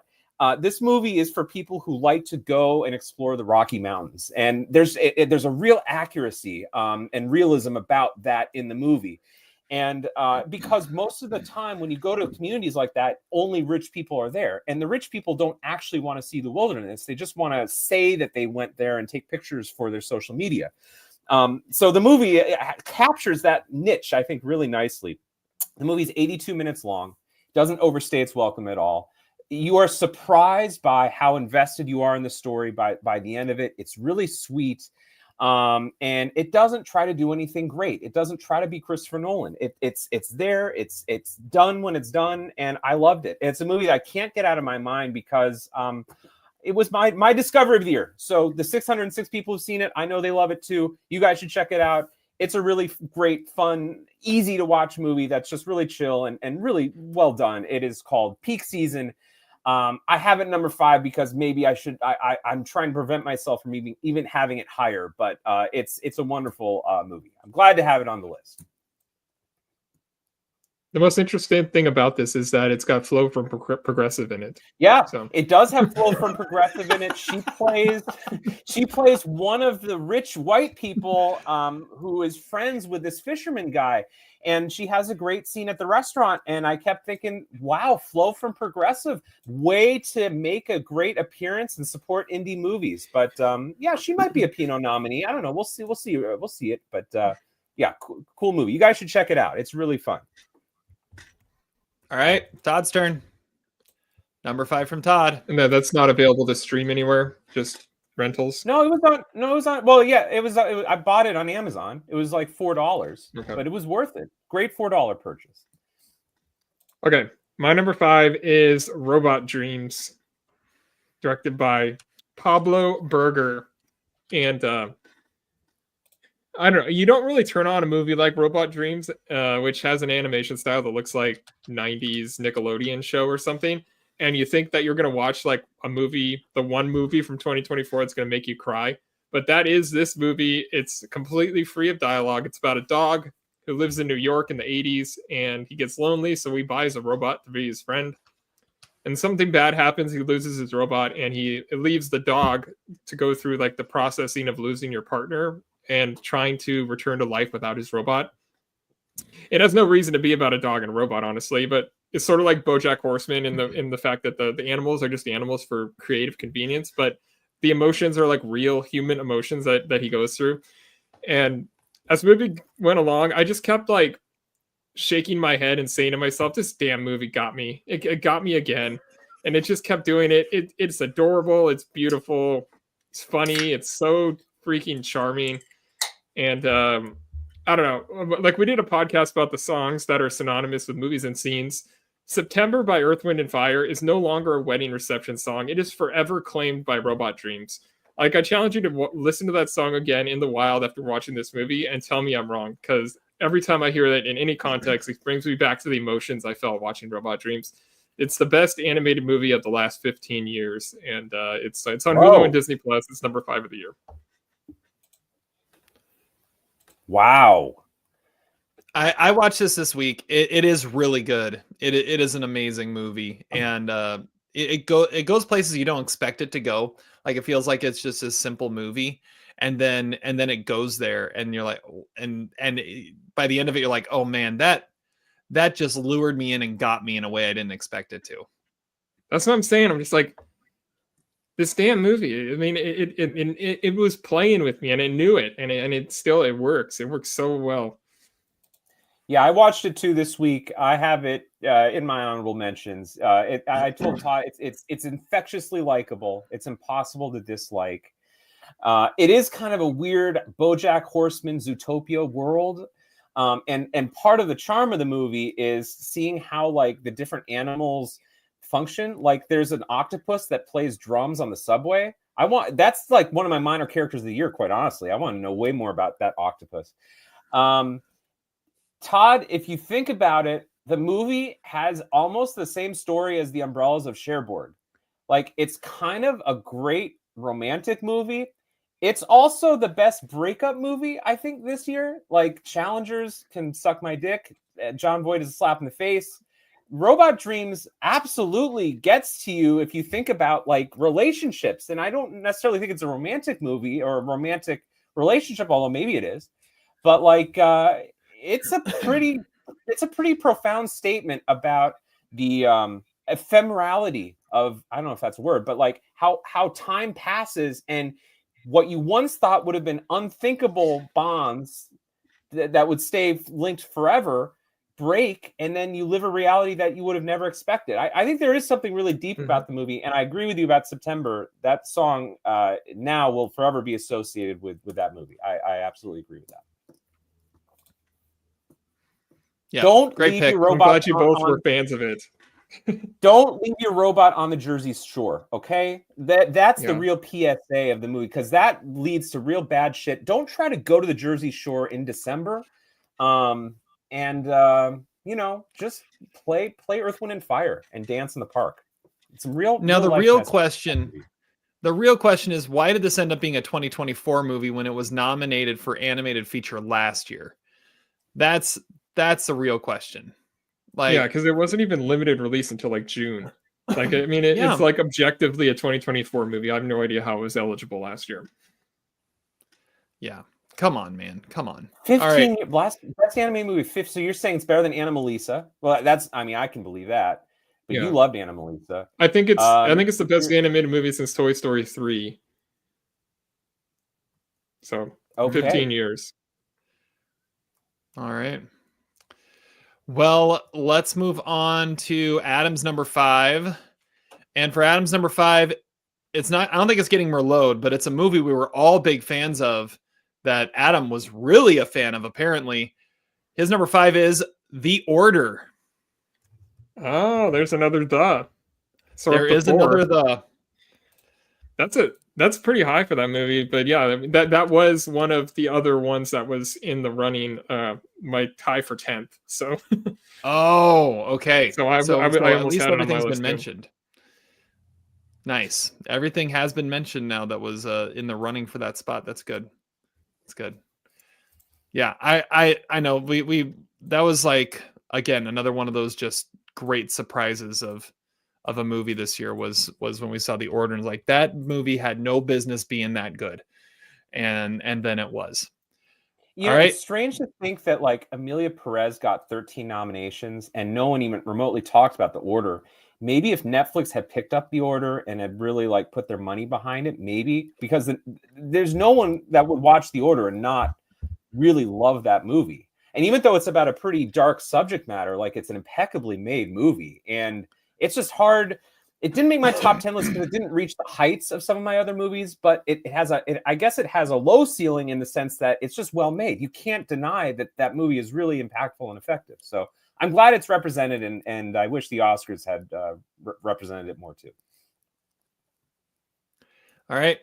Moving on to number 4. And I'm going first. My number 4, and there's Todd fixed it. My number 4 is Where September 5 Pops Up. I went and saw this movie yesterday, and I didn't really like, I knew kind of what it was about. And then once I settled into it, I was like, oh man, I am here for this. That it is a story about the ABC sports crew and their coverage of the hostage crisis during the 1972 Munich Olympics. And it tells the story entirely from this control room at the ABC Sports studio in Munich, just a few hundred yards away from where all this was going down. It's a fascinating movie. It is intense. It's chaotic at times. I felt like watching it, I got vibes of like I was watching the mission control scenes in Apollo 13. Where it's just you're watching these guys react to what's happening somewhere else, and they've got to figure out what they're going to do with it. And the information is coming in constantly and flipping their entire script on its head and trying to figure out where to go with it. They intermix the archival footage perfectly. Like, you could barely even tell that they did it. This movie, I was like edge of my seat, just like having a blast watching this. I love watching movies that are about like real moments, but looking at it from a slightly different perspective. And this is just like that to a T. I had no idea I was going to love this movie, but I'm so glad I went out of my way to go see it before we talked about it here. So September 5, it is my number 4. I wish it would have broken into the best picture lineup. It almost did, but didn't quite get there. So there it is. It feels so much like Argo or something. Like, it's an easy sell for the Academy. I don't know why. I mean, in the editing too. Like, I don't know how it missed for those. It is a very watchable movie, and it's a tight movie, and it's Tight. I had a great time watching it too back when I watched my screener like a month ago. But yeah. Oh, tight, yeah. There it is. Zach, you say you just watched it? I watched it last night. I even stayed for the Q&A. I'm lower on it than you guys are. I have it ranked 64. I give it 2.5 stars. Whoa! I guess my reaction is, I don't think the movie offers anything new. And I'm biased. I've seen One Day in September in Munich, which are both better made. I didn't really. The characters. We didn't learn anything about the characters that you couldn't have learned reading Wikipedia. The movie is shot in a way that is hard to discern what's. I realize it's in a control room, but it was hard to follow at times. And I also have to say, I thought it was sort of a skin deep and superficial look at a very significant historical event. It was viewed, I think, purely through a pro-Israeli attitude. And I leave the movie kind of wondering why it was made.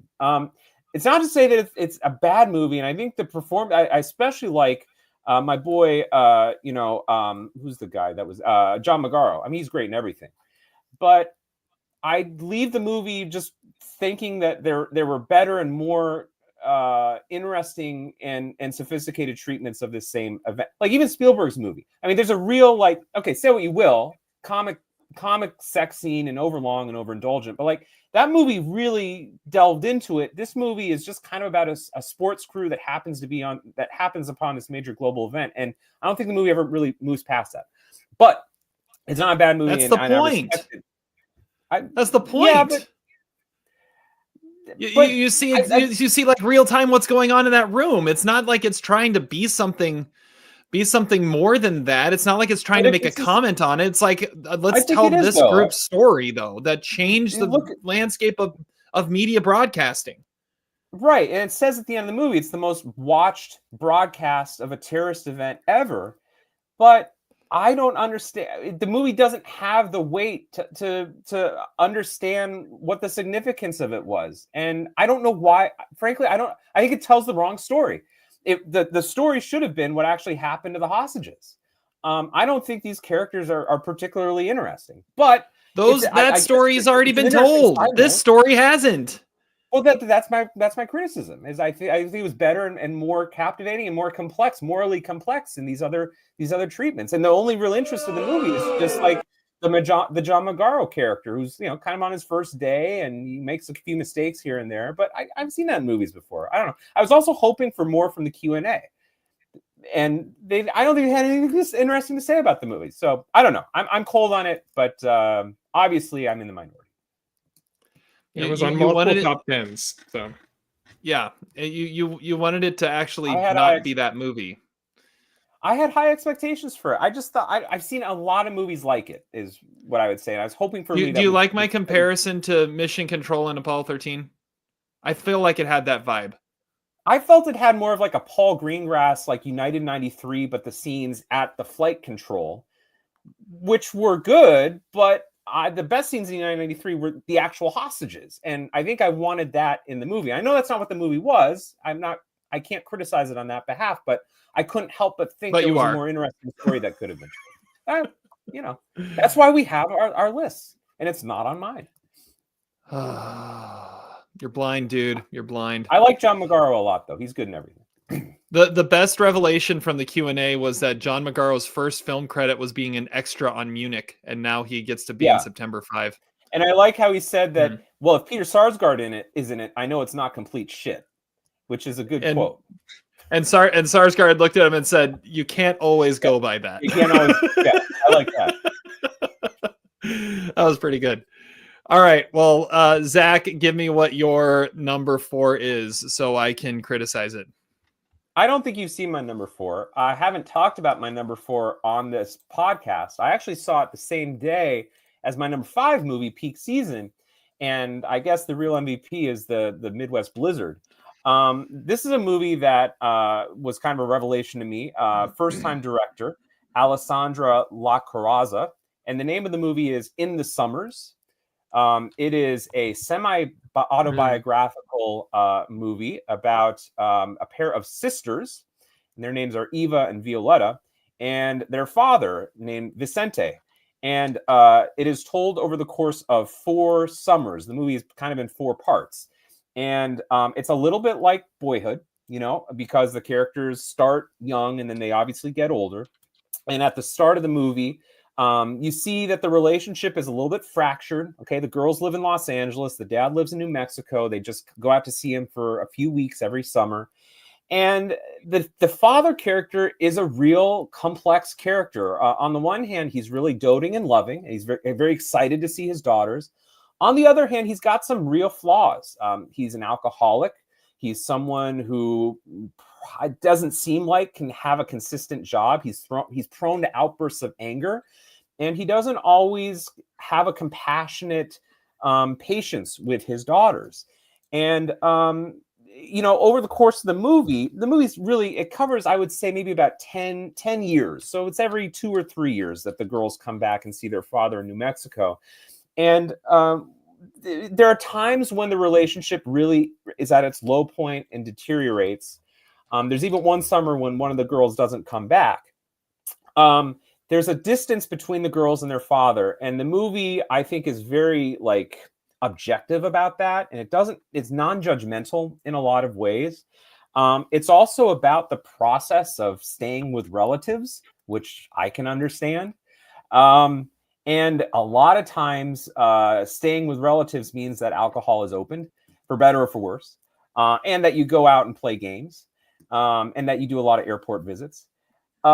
I think this movie was fascinating from start to finish. Again, it's that same method of boyhood that we love, where the characters grow. Now, in this case, the director chose different actors to play the girls at different stages of their life, although they all look really similar. The main actor who plays the father is actually a rapper by the name of Residente, and I think he gives. I'm not going to spoil my Pinot ballot for Best Actor, but he will certainly be on my short list. He is astonishing in the movie, portraying a man of a great range.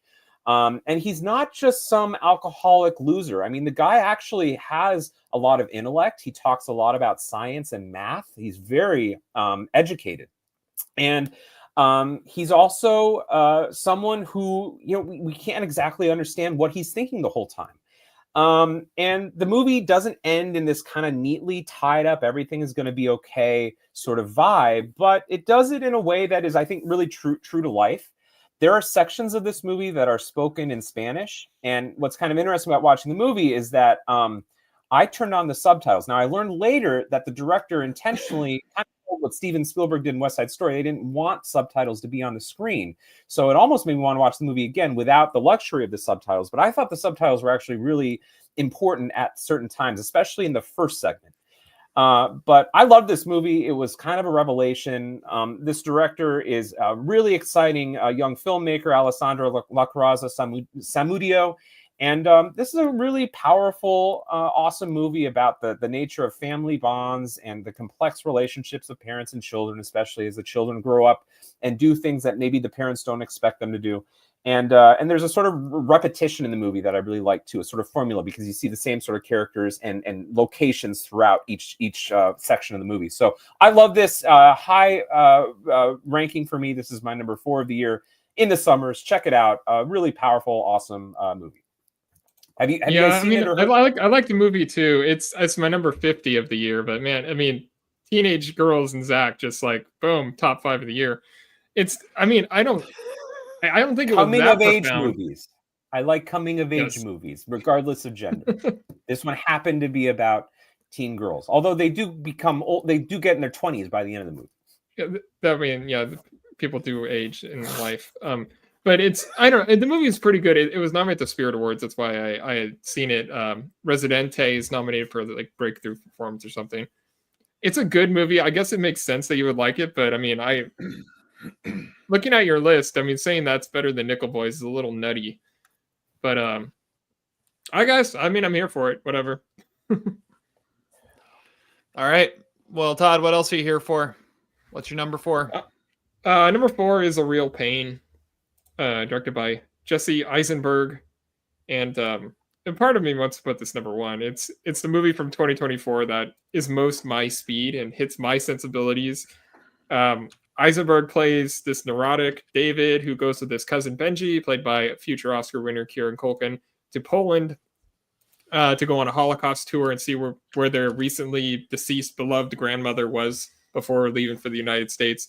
It's a movie about family and pain and how people deal with grief. And the 2 actors, along with the side characters, make this is like a really quick 90 minutes. And it's the sharpest screenplay of the year. I just feel like I know these characters. I feel like I having some stuff in common with them. And even when the movie gets a little goofy, it's all done from a place of warmth and also sort of anger. Like there's a lot of feeling that is brought out in this movie.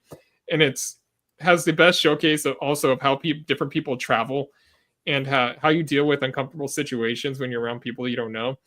And the characters are just perfect. I would watch a sequel. Like any scenario you put these 2 characters in, I would absolutely watch them interact with other people because they are fascinating characters. And Eisenberg clearly learned a lot from Noah Baumbach 20 years ago. He makes a case that he could be that good eventually as a filmmaker. Yeah, A Real Pain's number 4. It's on Hulu and Disney Plus. I know it was on a couple more lists. So Terry. Yeah, this popped up. What did it pop up? Number 9. It was in that bottom group there. Yeah, this is a movie where, like you said, you know these characters, or you can relate to bits and pieces of each of these characters, and it's impossible not to be taken in. I felt so much connection to the Jesse Eisenberg character of just wanting to be the passive observer and disappear, and watching other people be able to step out in a way that you know it annoys you, but yet you still are jealous of it at the same time. And but then seeing where that place is coming from, and then it all being in the context of that, trying to find your roots. I thought it was just it was a fascinating movie, and I loved it. Agreed. Adam had it number 6. It looks like Adam had it number 6. Yeah. Well, the way that you felt about In the Summers is much the way I feel about A Real Pain, is that it's a good movie. I gave it thumbs up. It's actually my number 45. But I think, like your criticism of my pick, I didn't feel the same connection to the characters.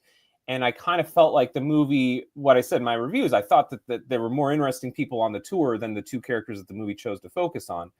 That being said, Kieran Culkin is really good in the movie as this kind of unhinged, unpredictable character who, we're supposed to, on the one hand, be kind of frightened of, but also feel sorry for.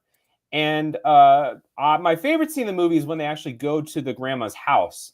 That, to me, could have been an entire short film.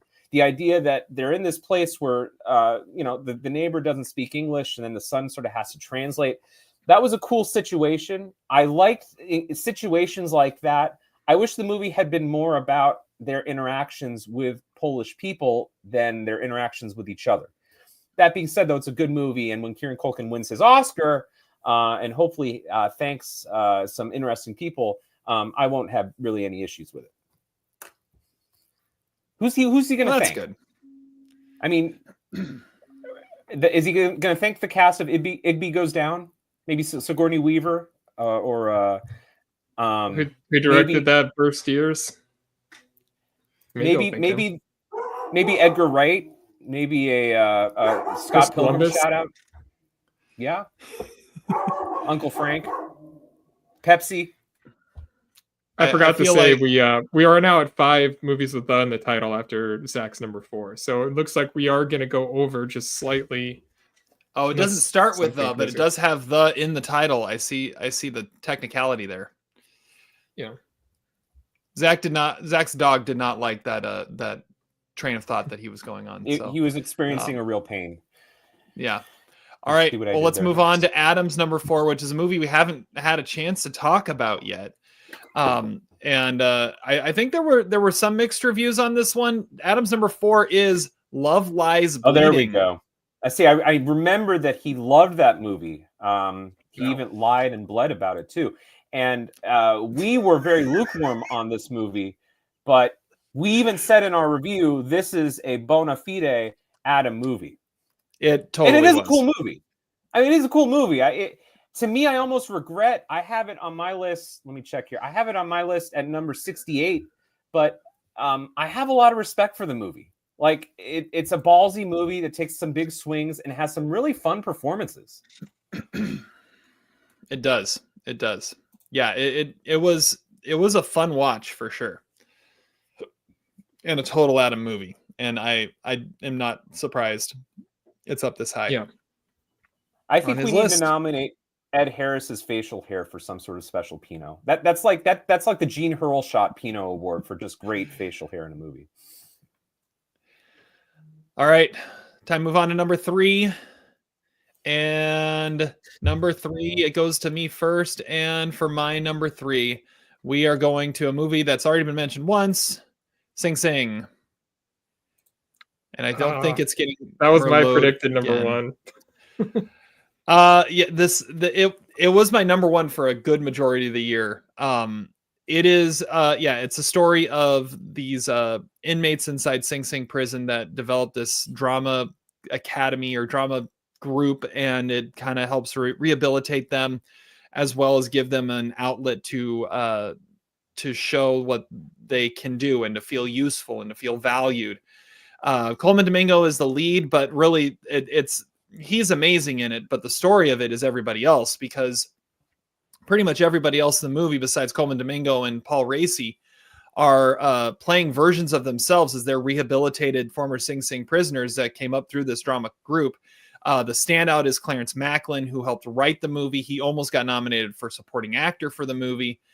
It is a movie that is it's just a beautiful film, and it tells this amazing story.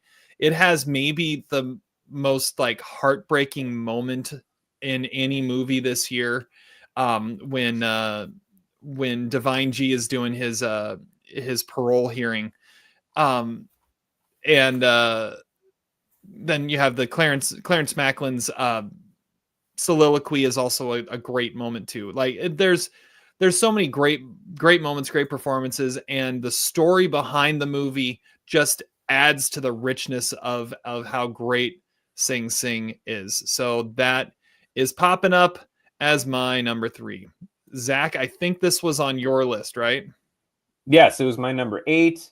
I echo everything you say about the movie. It was a wonderful movie with truly great performances by Clarence Macklin, Paul Raci, and of course the great Coleman Domingo. I think Coleman Domingo might be the best living actor right now. I don't think he could possibly be bad in any movie, and this is one of his very best performances.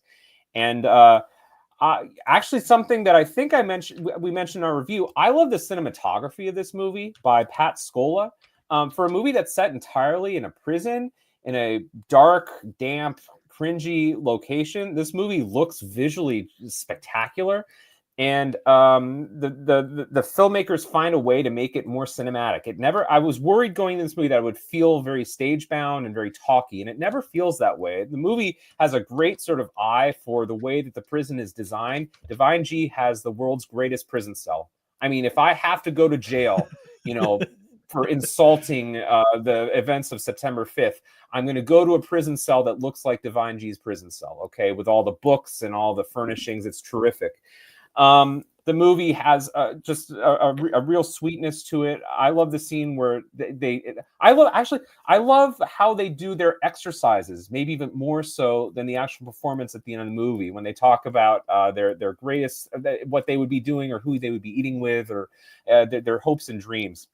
Now, I saw that Todd saw this too. This makes a great companion with a movie called Ghostlight that is on number it's on my honorable mention. Oh, yeah. I'm not allowed to say where it is, but Ghostlight is also about, it's not about a prison, an inmate, but it's about also amateur adult actors, and also about how theater and performance can rehabilitate or try to rejuvenate trauma or overcome trauma. And that's a really great movie too. And those are great companion pieces.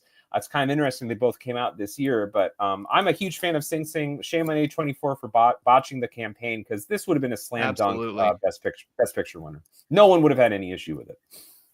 Well, this was a big hit out of, I think, Toronto in 2023, and they saved it for summer 2024 and then did nothing with it. It's probably because they didn't want to interfere with the Rustin Oscar campaign, right? Like that, right? But then do something with it when it releases. Like, it never came to a major theater here until last week, when it didn't matter anymore, and it played. It had like 2 showtimes for a week and then disappeared again. And it's still not available to rent anywhere or to stream in any way, shape, or form. Like they just completely ruined it. And even with that, it got actor, screenplay, and song. It could have gotten picture and supporting actor at least if they would have just done something. Todd, this didn't pop up on your list. No, I mean, I do really like the movie. I do like Ghostlight slightly better, but yeah, I mean, it was a 3.5-star movie. I really liked it. I've only seen it the one time in the theater, so potentially could move up. Ghostlight, I remember, Todd, didn't we see the trailer for that over and over again when we went to the Seattle Film Festival? Yeah, and we were like, oh, Dolly De Leon's got a movie. She's not close to the main character in that. She's good in it. The trailer made it seem like it was. Her performance is really good in that movie. Yeah. All right, time for Zach's number 3. Okay, my number 3 was number 1 for a lot of the year. And if Todd's going to call Robot Dreams a 2024 movie, then I'm allowed to call this a 2024 movie. It is the Best International nominee from last year, at least a nominee, Io Capitano, which to me should have won the award last year. But at least it got some sort of recognition. Technically, it was the Italian nominated film, although it is really not an Italian movie at all. It is about 2 teenagers from Senegal who are trying to immigrate very illegally to Italy. And it is an incredible movie. It is the story about how these 2 kids are seeking a better lives for themselves. And their names are Musa and Seydou. And they have to, if you think about the geography of that journey, they first have to get out of their village, and then they have to go through the entire Sahara Desert, and then they have to reach, I believe it's Libya or Egypt, one of those northern African regions, and then they have to cross the Mediterranean Sea. And so you could kind of divide the movie into those 3 different acts. And the movie, I would say, is somewhat Dickensian. I mean, it really captures just these adventures and horrific scenes in this movie, obstacles that these characters encounter. At one point, they're imprisoned. At another point, they literally have to walk barefoot across the Sahara Desert. And it has my favorite magical realism moment of the year, in a year which has used magical realism really, really poorly. The characters are united and then separated and then united again. And then they do it in some really surprising ways.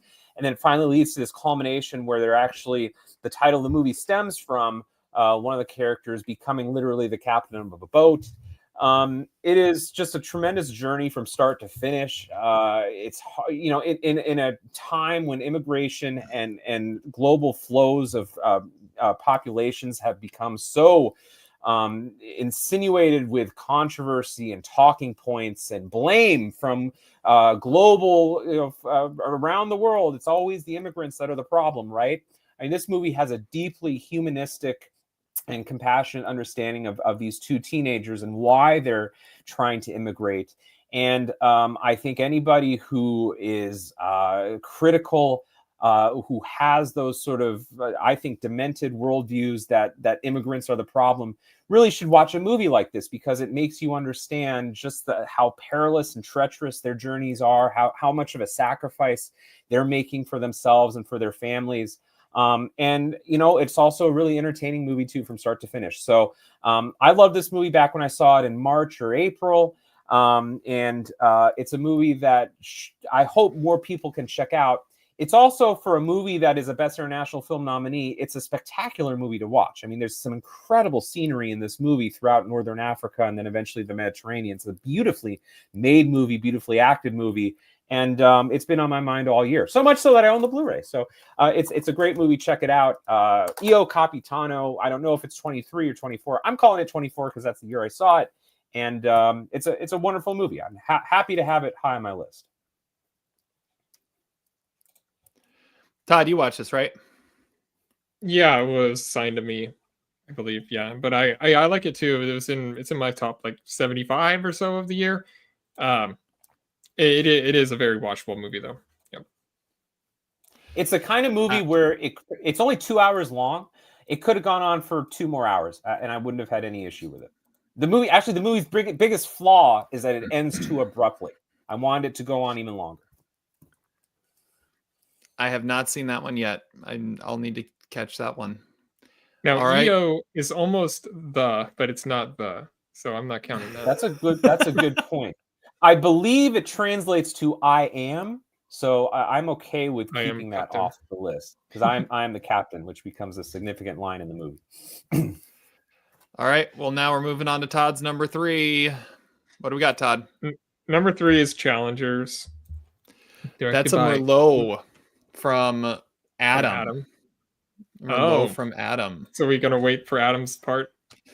I don't know. That's it's your call, detective.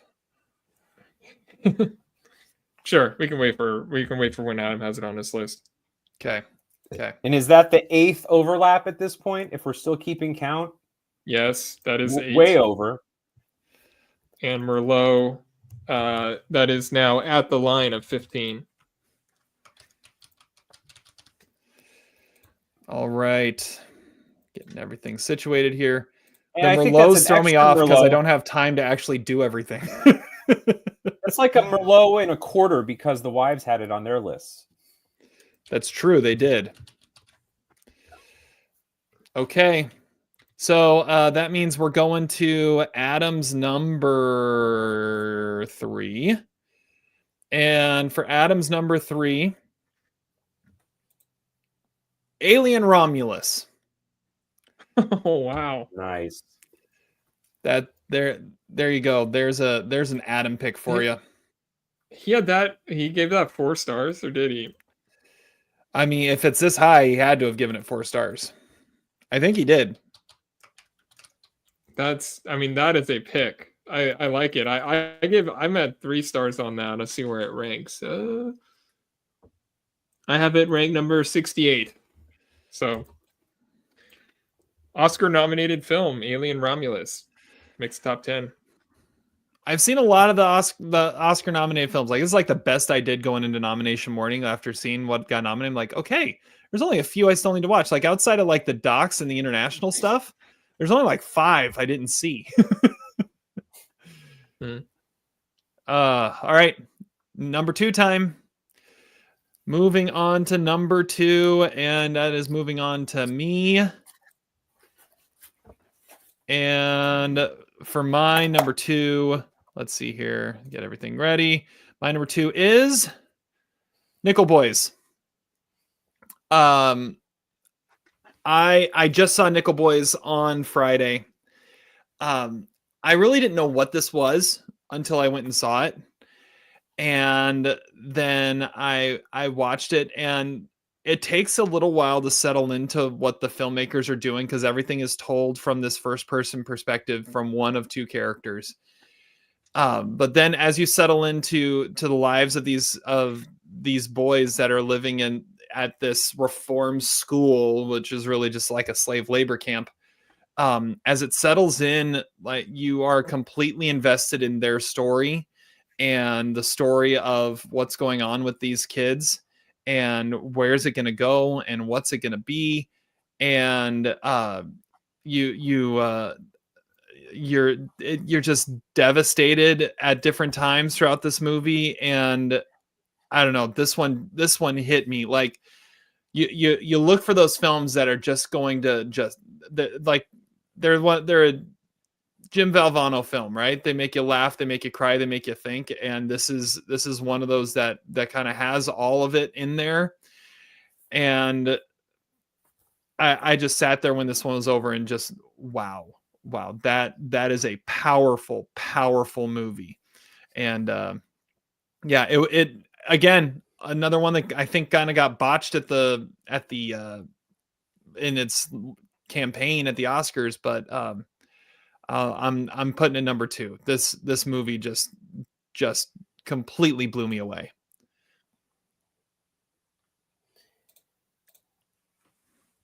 Now, this popped up on someone else's list, right? I had it number 6. You know, I wouldn't quite call it a Jim Valvano movie, which, by the way, I think I've used that line more than you have. But you have. I would not say I can't think of any time I would laugh during this movie. But regardless of if you quote unquote like the movie or not, you know, the movie is a very dark, harrowing, depressing movie. Okay, it's about basically, you know, how these boys are victimized and how it leads to trauma over the course of their lives. Regardless of how you feel about it, you cannot deny that this is like an incredible movie experience because of the way it's filmed. And I mean, I think I know what your number 1 movie is, Terry. And I see a relationship between your number 1 and your number 2 because they're both movies that are highly cinematic. And I don't think this movie. Now it's interesting. This movie is based on a book that I don't know if it's told the same way in the book or not. But like the experience of watching this movie, you can't always explain what you're seeing or why you're seeing it. But there's a sort of internal rhythm that you start understanding maybe about 30, 35 minutes into the movie. And then you kind of get what the director is doing and why he's doing it, sort of. But the movie is also full of surprises, too. And last week I compared it to Memento meets Diving Bell and the Butterfly. It's an experimental approach, and it probably works best in a movie theater. But it's so unique, and I've never seen anything quite like it. And it's not just the novelty factor why I like it so much. I mean, it's got some really great performances in it. But this story is a story that unfortunately has been told a lot. It exists in real life. I like that this director chose to make it this way because it really impacts the relationship. The only scenes in this movie that are coherent from a narrative perspective are when the two main characters interact with each other. And then it's kind of like a normal movie. And I think that just reinforces the power of their friendship and their relationship. By the way, nice shout out to Sidney Poitier and the Defiant Ones in this movie. I think low key, Terry, you have it on your list because it's got some space shuttle footage in it, although I'm not always sure why. I don't know if it's Pete Conrad with the landing, but it is a great movie, and I think it when all is said and done, people will be talking about this movie for many years as a great. I think so too. I think so too. And yeah, this was one I didn't, like I said, I didn't really know much about it. Like even watching the trailer, you don't really get what this movie is, other than it's got this unique perspective to it, and it going into it, you can feel like, okay, this is kind of a gimmick that it's trying to pull off here, but it's not at all. It just brings you into the story in such a unique way. Yeah, there are only a few movies that I watched this year where I left just going, wow. And pretty much like my top 5 are those movies. And Todd, you liked it, but you sort of think Ramel Ross is like the Jaden Daniels of directors. You think he's a little too green. You think he's not quite. He's the rookie as Jaden Daniels leads the drive down the field right now. You think he needs a little bit more experience as a director. You gave it 3 stars. Yeah, I have it number 74. It is a very ambitious movie. I think that it could have gone all in on what it was doing. I don't think it ever fully does, but the last like 30 minutes leave you with a feeling that you just watched something great. So it's kind of conflicted by it, but it is a good movie. All right. Well, let's move on to Zach's number 2. All right. Well, this is really hard because I got one movie that I loved when I saw earlier this year, and I got one movie that I loved seeing in IMAX last week, and it was probably the best movie experience of the year. But will it still remain that way if I ever see it again? I don't know. My number 2 is The Brutalist. Brady Corbet's tremendous cinematic achievement that I don't think is going to get Merlot'd. That's okay. Hey, listen, I have The Substance and The Brutalist on my list, which no one else has. That's insane to me. But it is another The movie, though. There we go. We are well over the Thes. Yeah. That actually just goes over now. It's fascinating that in the 1 week since this movie has come out, it's obviously made a lot of news, not just for its Oscar nominations, but for the controversy, non-controversy, I don't know, about AI. I'm personally not bothered by it. I think a lot of movies use AI. Apparently, like Zone of Interest used AI. Amelia Perez used AI. And I think it's just bad timing on the part of it because so much of the Screen Actors Guild strike was about AI and how it impacts actor salaries and such. So it's kind of unfortunate timing, and I think it might cost the movie some significant Oscar wins. I don't know if the voters are going to view Brody's performance as something that was supplemented by AI, and if that has some sort of impact on it. I think he's amazing in the movie, and the movie from start to finish is awesome. You guys both thought it was a little bit lengthy. I might feel that way if I were to watch it on a small screen, but the experience of watching it must have been what people thought in 1974 when they saw The Godfather Part 2, at least I think, or maybe Once Upon a Time in America. I was just enraptured by this story of an immigrant and his struggles in the United States, not just to find work, but then how he's treated by his employers. In this case, Guy Pearce, who's I think every bit worthy of his Oscar nomination, and Felicity Jones. My dog apparently disagrees with that, but yeah, I'm here to say The Brutalist is a great movie, great experience, and my dog disagrees virulently. But hey, stop. Maybe that's a bad omen. I don't know. Maybe it should be my number one because seeing it in the theater was a tremendous experience, and one that I'll always remember.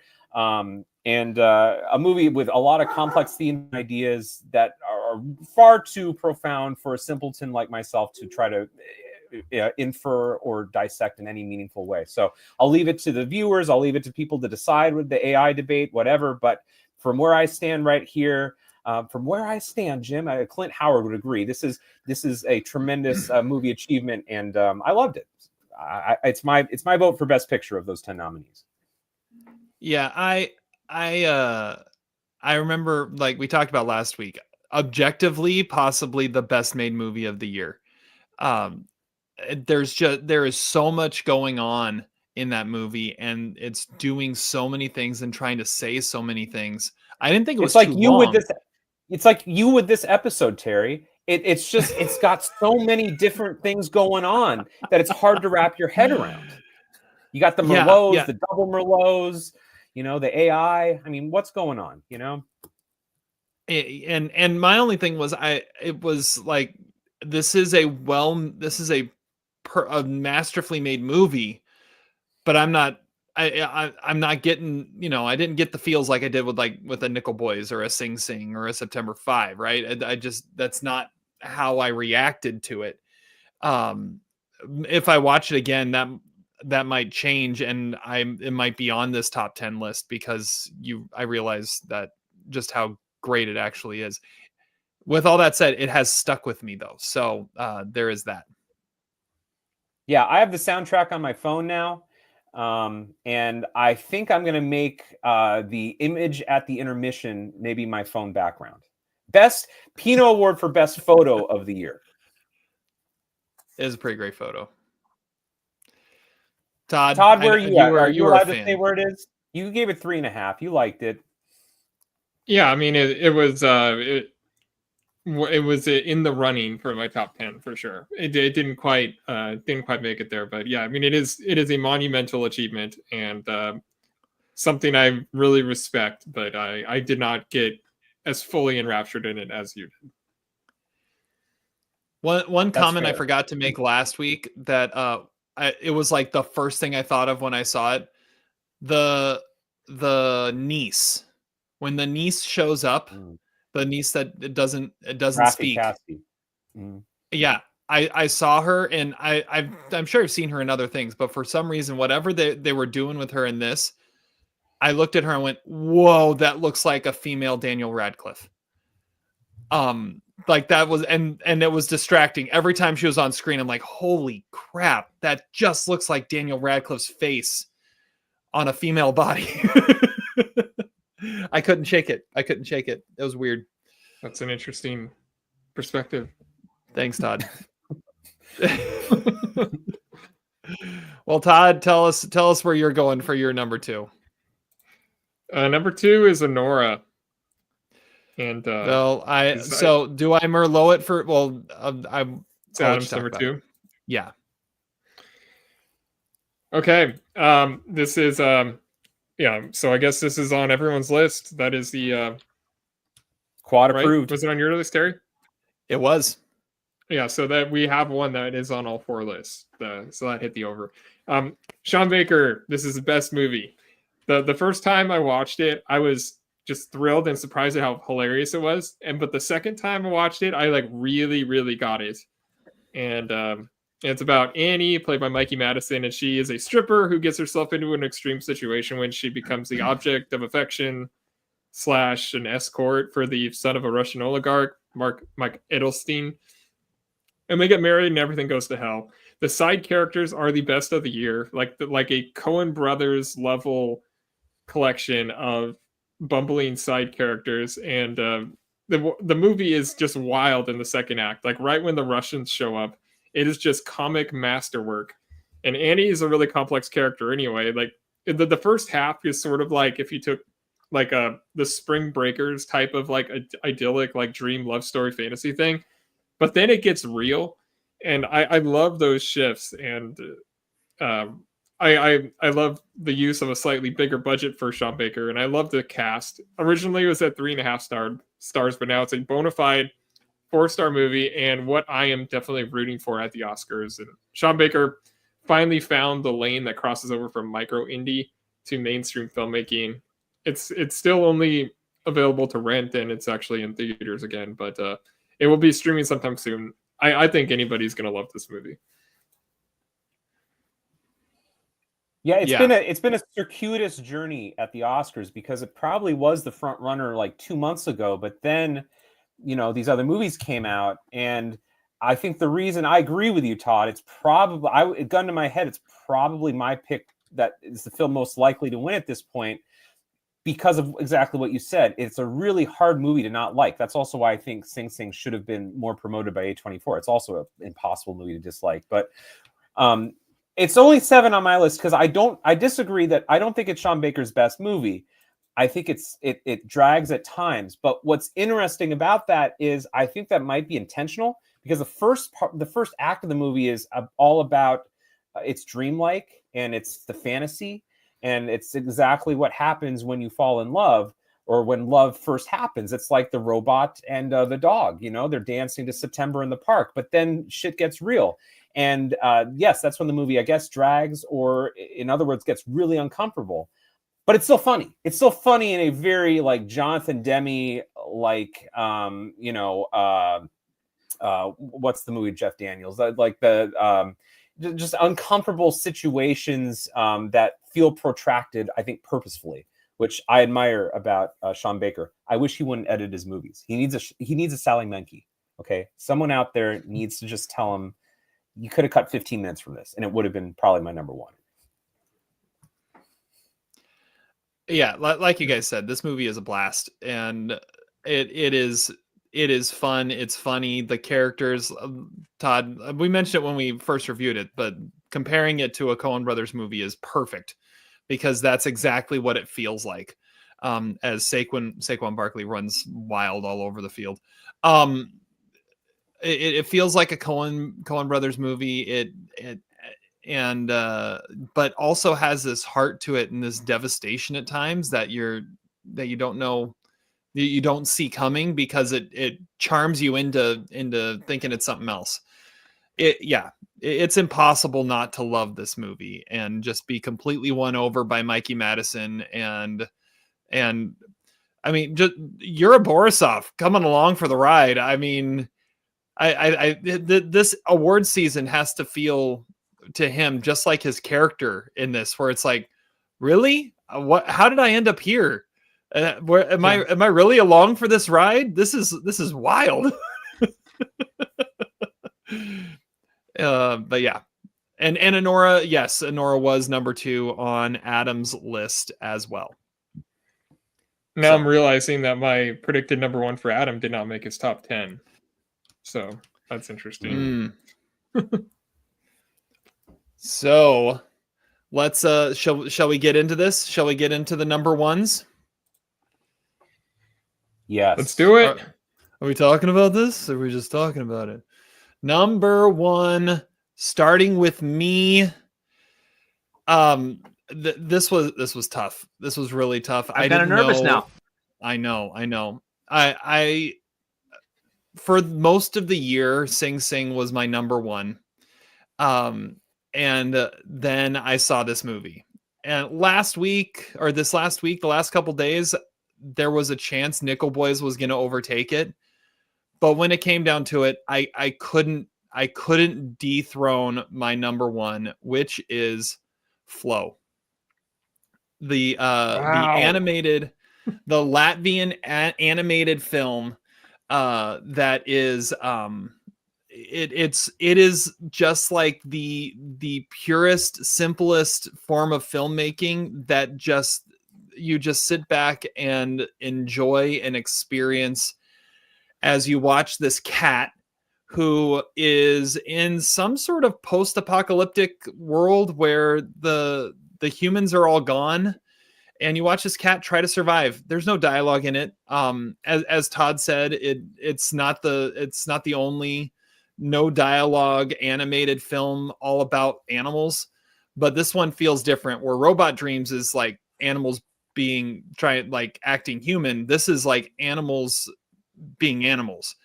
And this flood comes, and it's the cat trying to survive and meeting some friends along the way that the cat survives with. And it is the most unique animation I've seen in a movie. And it feels very primitive, but at the same time, there are some visuals in here that you just go, wow, how did they do that? And it was all animated on an open source free software that's available on the internet for anyone to download, which is ridiculous and amazing. And I don't know, this movie, it is this magical experience watching Flow that I couldn't shake after I watched it. And it was my favorite film going experience of the year, my favorite movie of the year. It just blew me away in every way. And it was like, Sing Sing was my number one for a long time, like, but Sing Sing doesn't feel like a number one. And then I watched Flow, and I'm like, that's it. That's what I needed out of 2024. I needed Flow. And so that's my number one. All right. Well, I feel stupid. Wow. I thought your number one was going to be something completely different. But yeah, Flow. Yeah, Flow uses a Blender, which I actually teach in my animation class. And it's a very fun software to use. And it's obviously been a great teaching tool the last few weeks because, it gives credibility to taking an animation class. And shout out to Latvia. Underrepresented Baltic region country. The only time I've ever heard of it was the Latvian Orthodox religion that George Costanza converted to.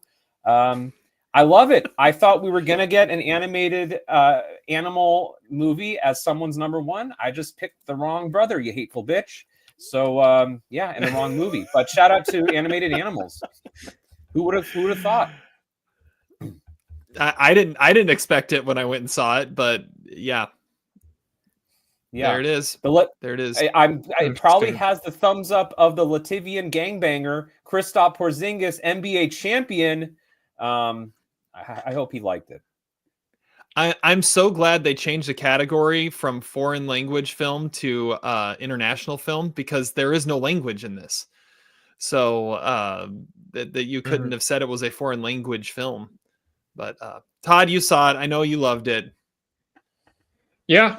I mean, it's in my top 20. I like the movie a lot. I mean, I'm shocked that that's your number one, but it is something else to experience, and it does look so cool. So I'm okay with that. It's better than putting the substance there. Yeah, no, yeah. Well, we already know it wasn't the substance because I didn't Merlot it when it popped up 9th on Zach's list. Yeah. So yeah, that's where I'm at. Okay, cool. Let's keep moving. Zach's number one. Where are we at, Zach? My number one is a movie I saw earlier this summer. It hasn't escaped my mind. I actually watched it 2 nights ago, and it just, it really stuck with me. It is the debut film by the daughter of a filmmaker, Nepo baby, I guess, but I think she has a really unique voice that is completely different than her father's. The director is India Donaldson, and the name of the movie is Good One. Good One. It actually has 2,000 votes on IMDb, so not so bad.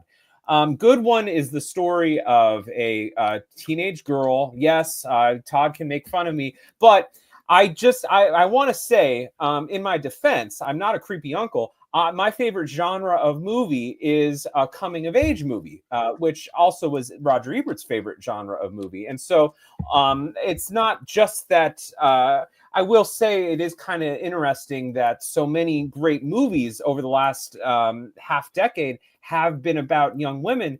I think it's just it resonates with me because they've been so frankly targeted by, shall we say, incoming administrations. And I think I just feel, I don't know, a responsibility of filmmakers to make their stories a lot more visible than maybe than ever before. Anyway, this is a movie about a young woman named Sam. She's played in a tremendous performance by Lily Collius in her second film. She was in Palm Trees and Power Lines, also a really great movie about a teenage girl. Yes. But in this particular movie, she is on a camping trip with her father, Chris, played by James LaGrosse, and his friend Matt, played by Danny McCarthy. One of them apparently was on Prison Break, so maybe one of you guys will recognize them. And the movie starts out as a comedy. The father, the main father character, Chris, is a little bit of a stickler. He's certainly got etiquette about the proper way to pack your bag. You don't want to bring things like extra clothing or long books, because you're going to be hiking a lot of miles. And it's a good attitude to have. Matt is sort of a sad sack loser. He's definitely the Miles of the trip. He's probably on Zoloft and has probably fixed his therapist's computer a few times. But he, like Jack, he's also a former actor. This movie I describe to people as Sideways meets Never, Rarely, Sometimes, Always. And if that just sounds ridiculous, that is a ridiculous sort of intersection. But if you watch the movie, you kind of get it. The movie is from Sam's perspective, and she feels very kind of outcast. She doesn't quite know what she's doing there. And in the midst of this movie, she's also on her period.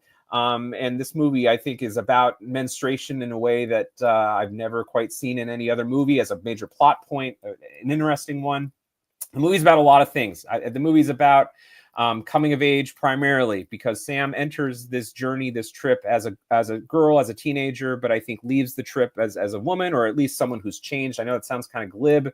The movie is kind of like, it reminded me of like The Last Picture Show, in the way that when you're talking about like 17, 18, 19-year-olds, a lot of adults see them only as children. Even in the summers, there's a little bit of that. The father can only see his daughter as a child. And that is definitely the case in this movie. But, things happen in this movie that are not necessarily major life crises. There is no death. There's no sickness. There's no assault. There's no explosions. And I think critics have called this movie slight, which I think is really disrespectful, because oftentimes in real life, the most momentous and impactful things that happen are things like pauses, are things like things that people say when they're a little more intoxicated than they realize, things that are suggested or insinuated or inferred through glances or through reactions. This movie has a lot of silences in it. Move on. It also, hey, it's my number one. I think I'm allowed to talk about it. You reviewed it 3 times on the podcast. Well, okay. I mean, it's my number one. I think I'm allowed to have a platform for it. You're going to mock me for it. It was a top 10 New York Times best movie of the year. It has like a 98% on Rotten Tomatoes, so it's more than a 3-star film. I think it's a tremendous cinematic achievement, and India Donaldson is a director to admire. And it's my number one of the year. So I finished before Saquon just unleashes another long touchdown run. I got the under on that. My number 88 of the year. Wow. I haven't seen it yet. So, all right. It is a good one. According to the title. According to the title. So our 5.5 for movies with the in the title ended at 6. The reason why I had that as a prop, because I had 0 of them. So that's why I was like, this is kind of weird. My number one of the year is Daddy-O. Yep. Directed by Chrissy Hall. For the second straight year, my number one of the year was my number one at the mid-year point. And this was, for me, this was the biggest surprise of the year. And upon rewatch, it kind of cemented its place at the top of the list, even though it is kind of fluctuating with the top four. This one, just the most days, I feel like it's number one. It's a simple story from a first-time writer-director, rich characters, and the best performances of the year. It's just two characters. Gurley is how she's credited as Dakota Johnson, and Clark is played by Sean Penn. And she gets picked up by his cab, and they're driving from JFK to Manhattan in the middle of the night and in traffic, and they have the most intoxicating conversations. They cover everything.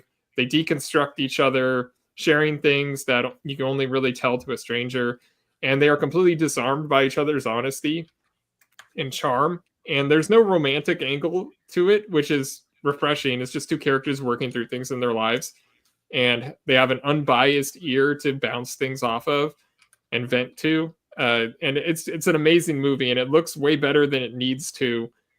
And the characters are complex and deep. I feel like this could have been a play.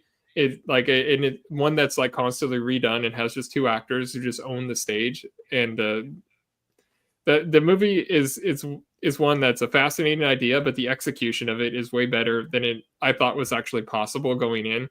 And Sean Penn proves that he is still one of our best actors, even though he rarely gets the chance to show it anymore.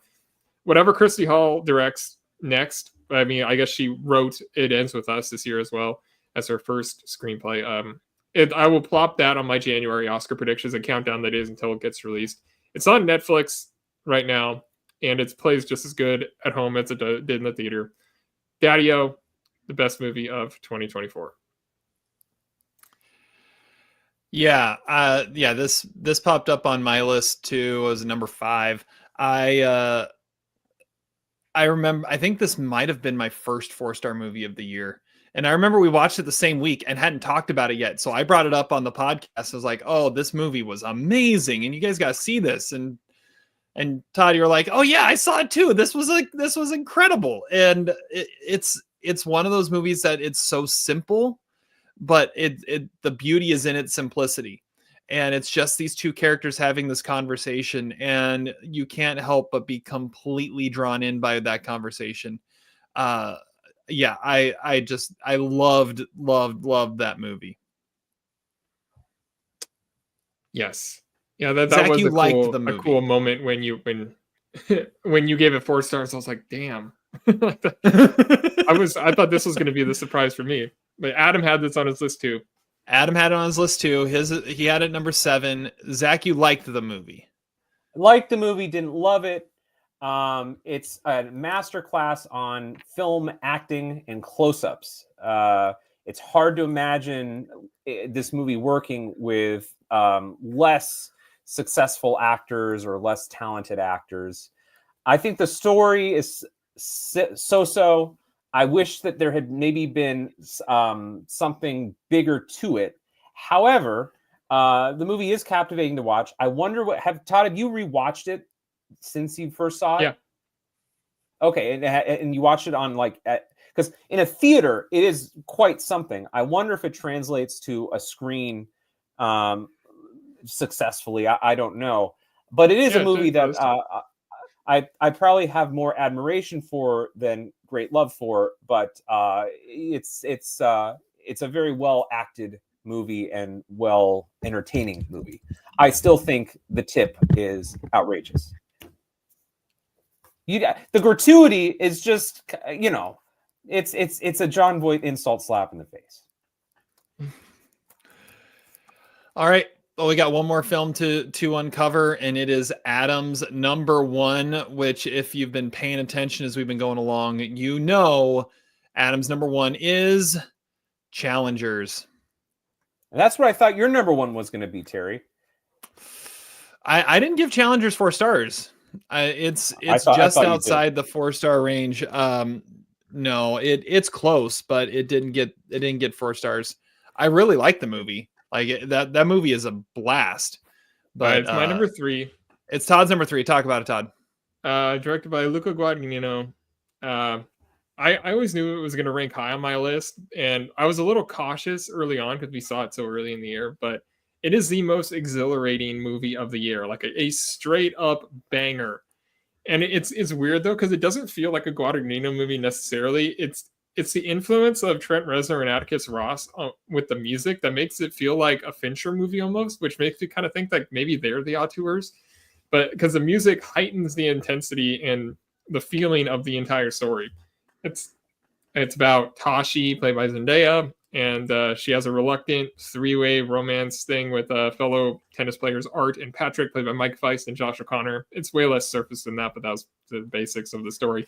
Those three are really the only principal characters, and they have amazing cast chemistry.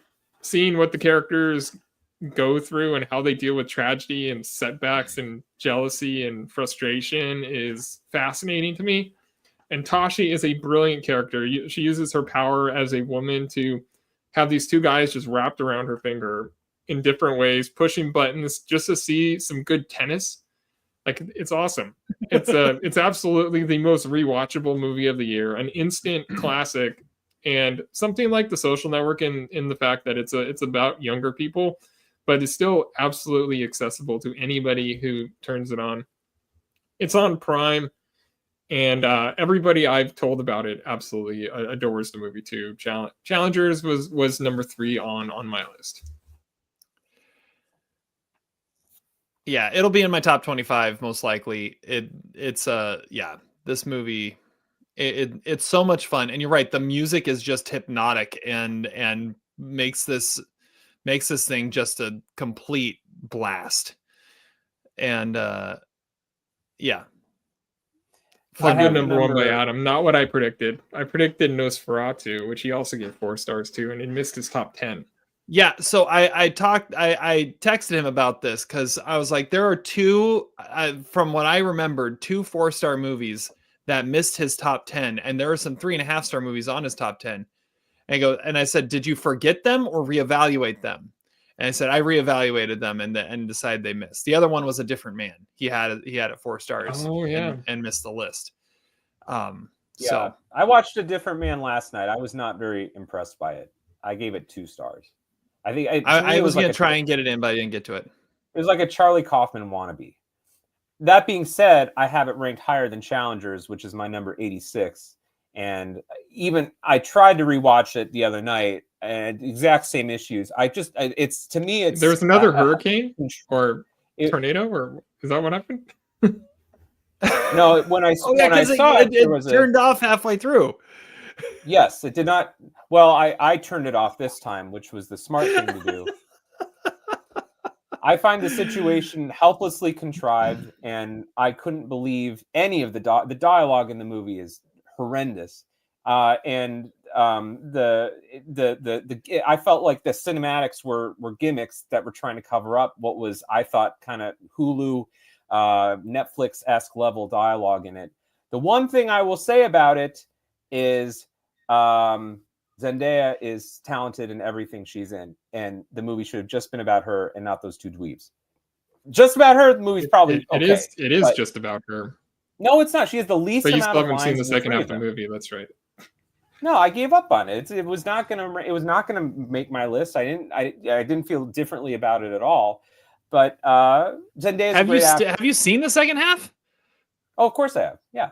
No, he walked out during the theater and watched the tornado for 20 minutes, so he hasn't really seen the movie. Of course I've seen it. What happened was I went to the bathroom because I was getting very irritated at the movie. At the moment I went to the bathroom, power went out. So we did have to delay it about 20 minutes. They actually moved the movie back. So I saw the whole sequence in New York twice.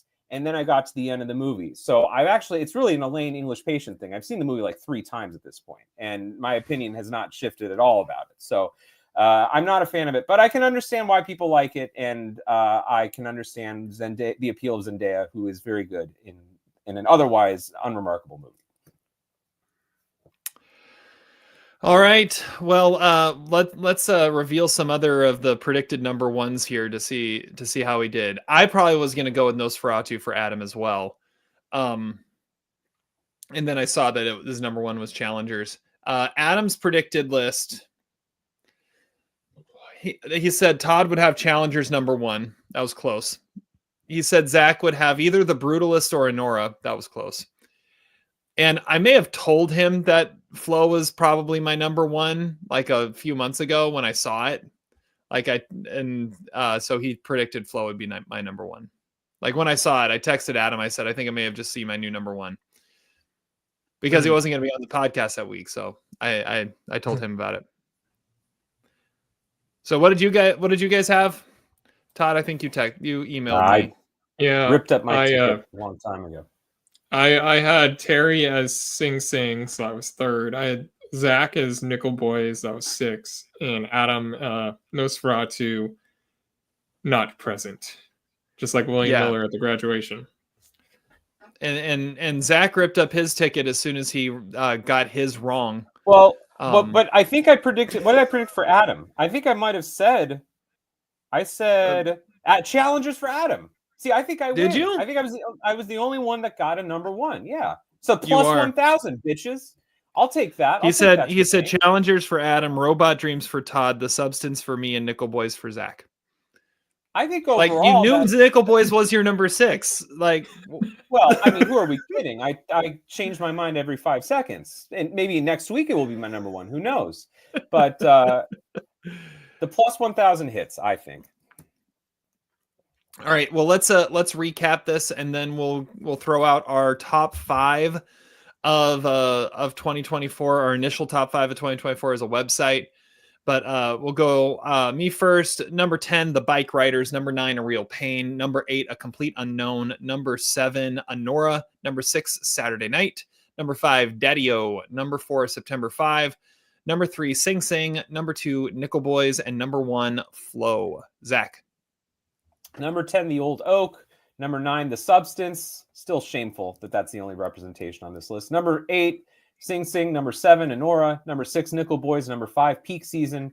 Number 4, In the Summers. Number 3, Io Capitano. Number 2, The Brutalist. And number 1, Good One. Todd. Number 10, Exhibiting Forgiveness. Number 9, The Humanist Vampire Seeking Consenting Suicidal Person. Number 8, Femme. Number 7, Snack Shack. Number 6, Strange Darling. 5, Robot Dreams. 4, A Real Pain. 3, Challengers. 2, Anora. And number 1 is Daddy-O. And Adam's top 10, number 10, September 5. Number 9, Red Rooms. Number 8, Strange Darling. Number 7, Daddy-O. Number 6, A Real Pain. Number 5, The Order. Number 4, Love Lies Bleeding. Number 3, Alien Romulus. Number 2, Anora. And number 1, Challengers. All right. So what we've been doing on our website for a long time is we take our top 10s and I calculate out a top 5 that is constantly adapting as we go through, as changes get made to the top 10s. All of that. We constantly go through and change it up. This is not gonna any indication on what's gonna happen to the Pinos. The Pinos are kind of like a final set thing when we do that, and that's based off our top 25s. This is just based off our top 5. But these 5 movies might be ones that we're talking about a lot when we get to the Pinos. So here they are, our top 5 of 2024. First look at our site's top 5 of 2024. Number 5 is Nickel Boys. Number 4 is Challengers. Number 3, A Real Pain. Number 2 is Daddy-O. And number 1, the only one that appeared on all 4 lists, is Anora. So there's our initial top 5. And just missing out was Sing Sing, September 5, Strange Darling. Those were the 8 movies that had crossover in the top 10s. So the just barely over the 7.5 overlaps. Just barely over the 15 Merlots. We had 16. I made a pretty good line.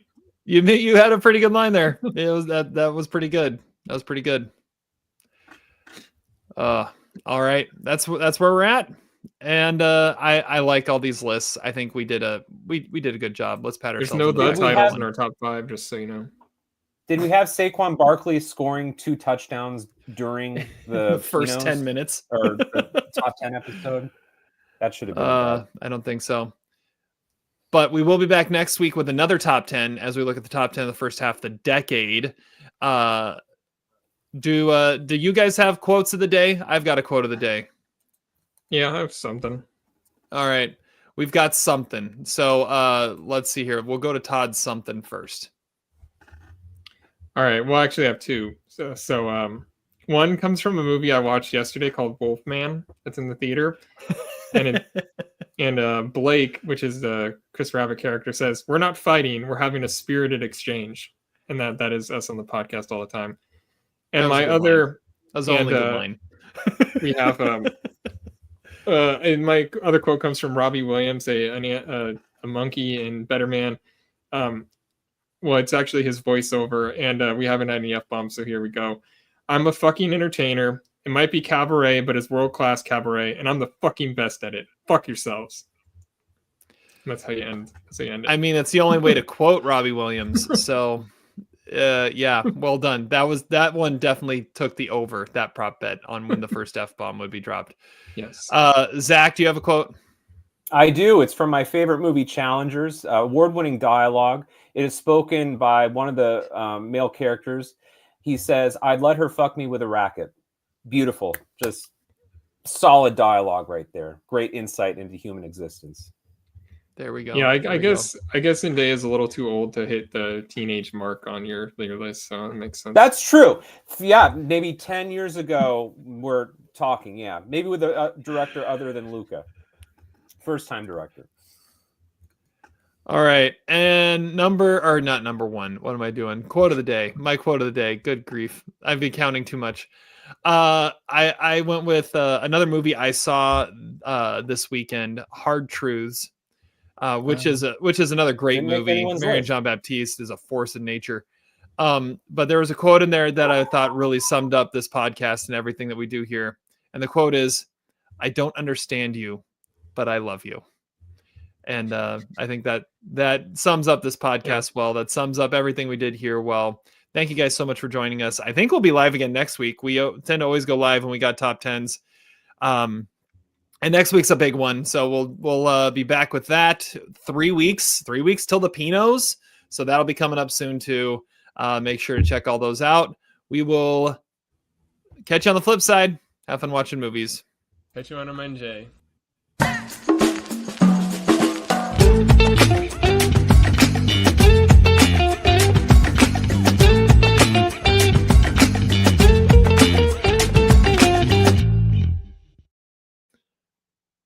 And we're out. Suck it, Buckeyes.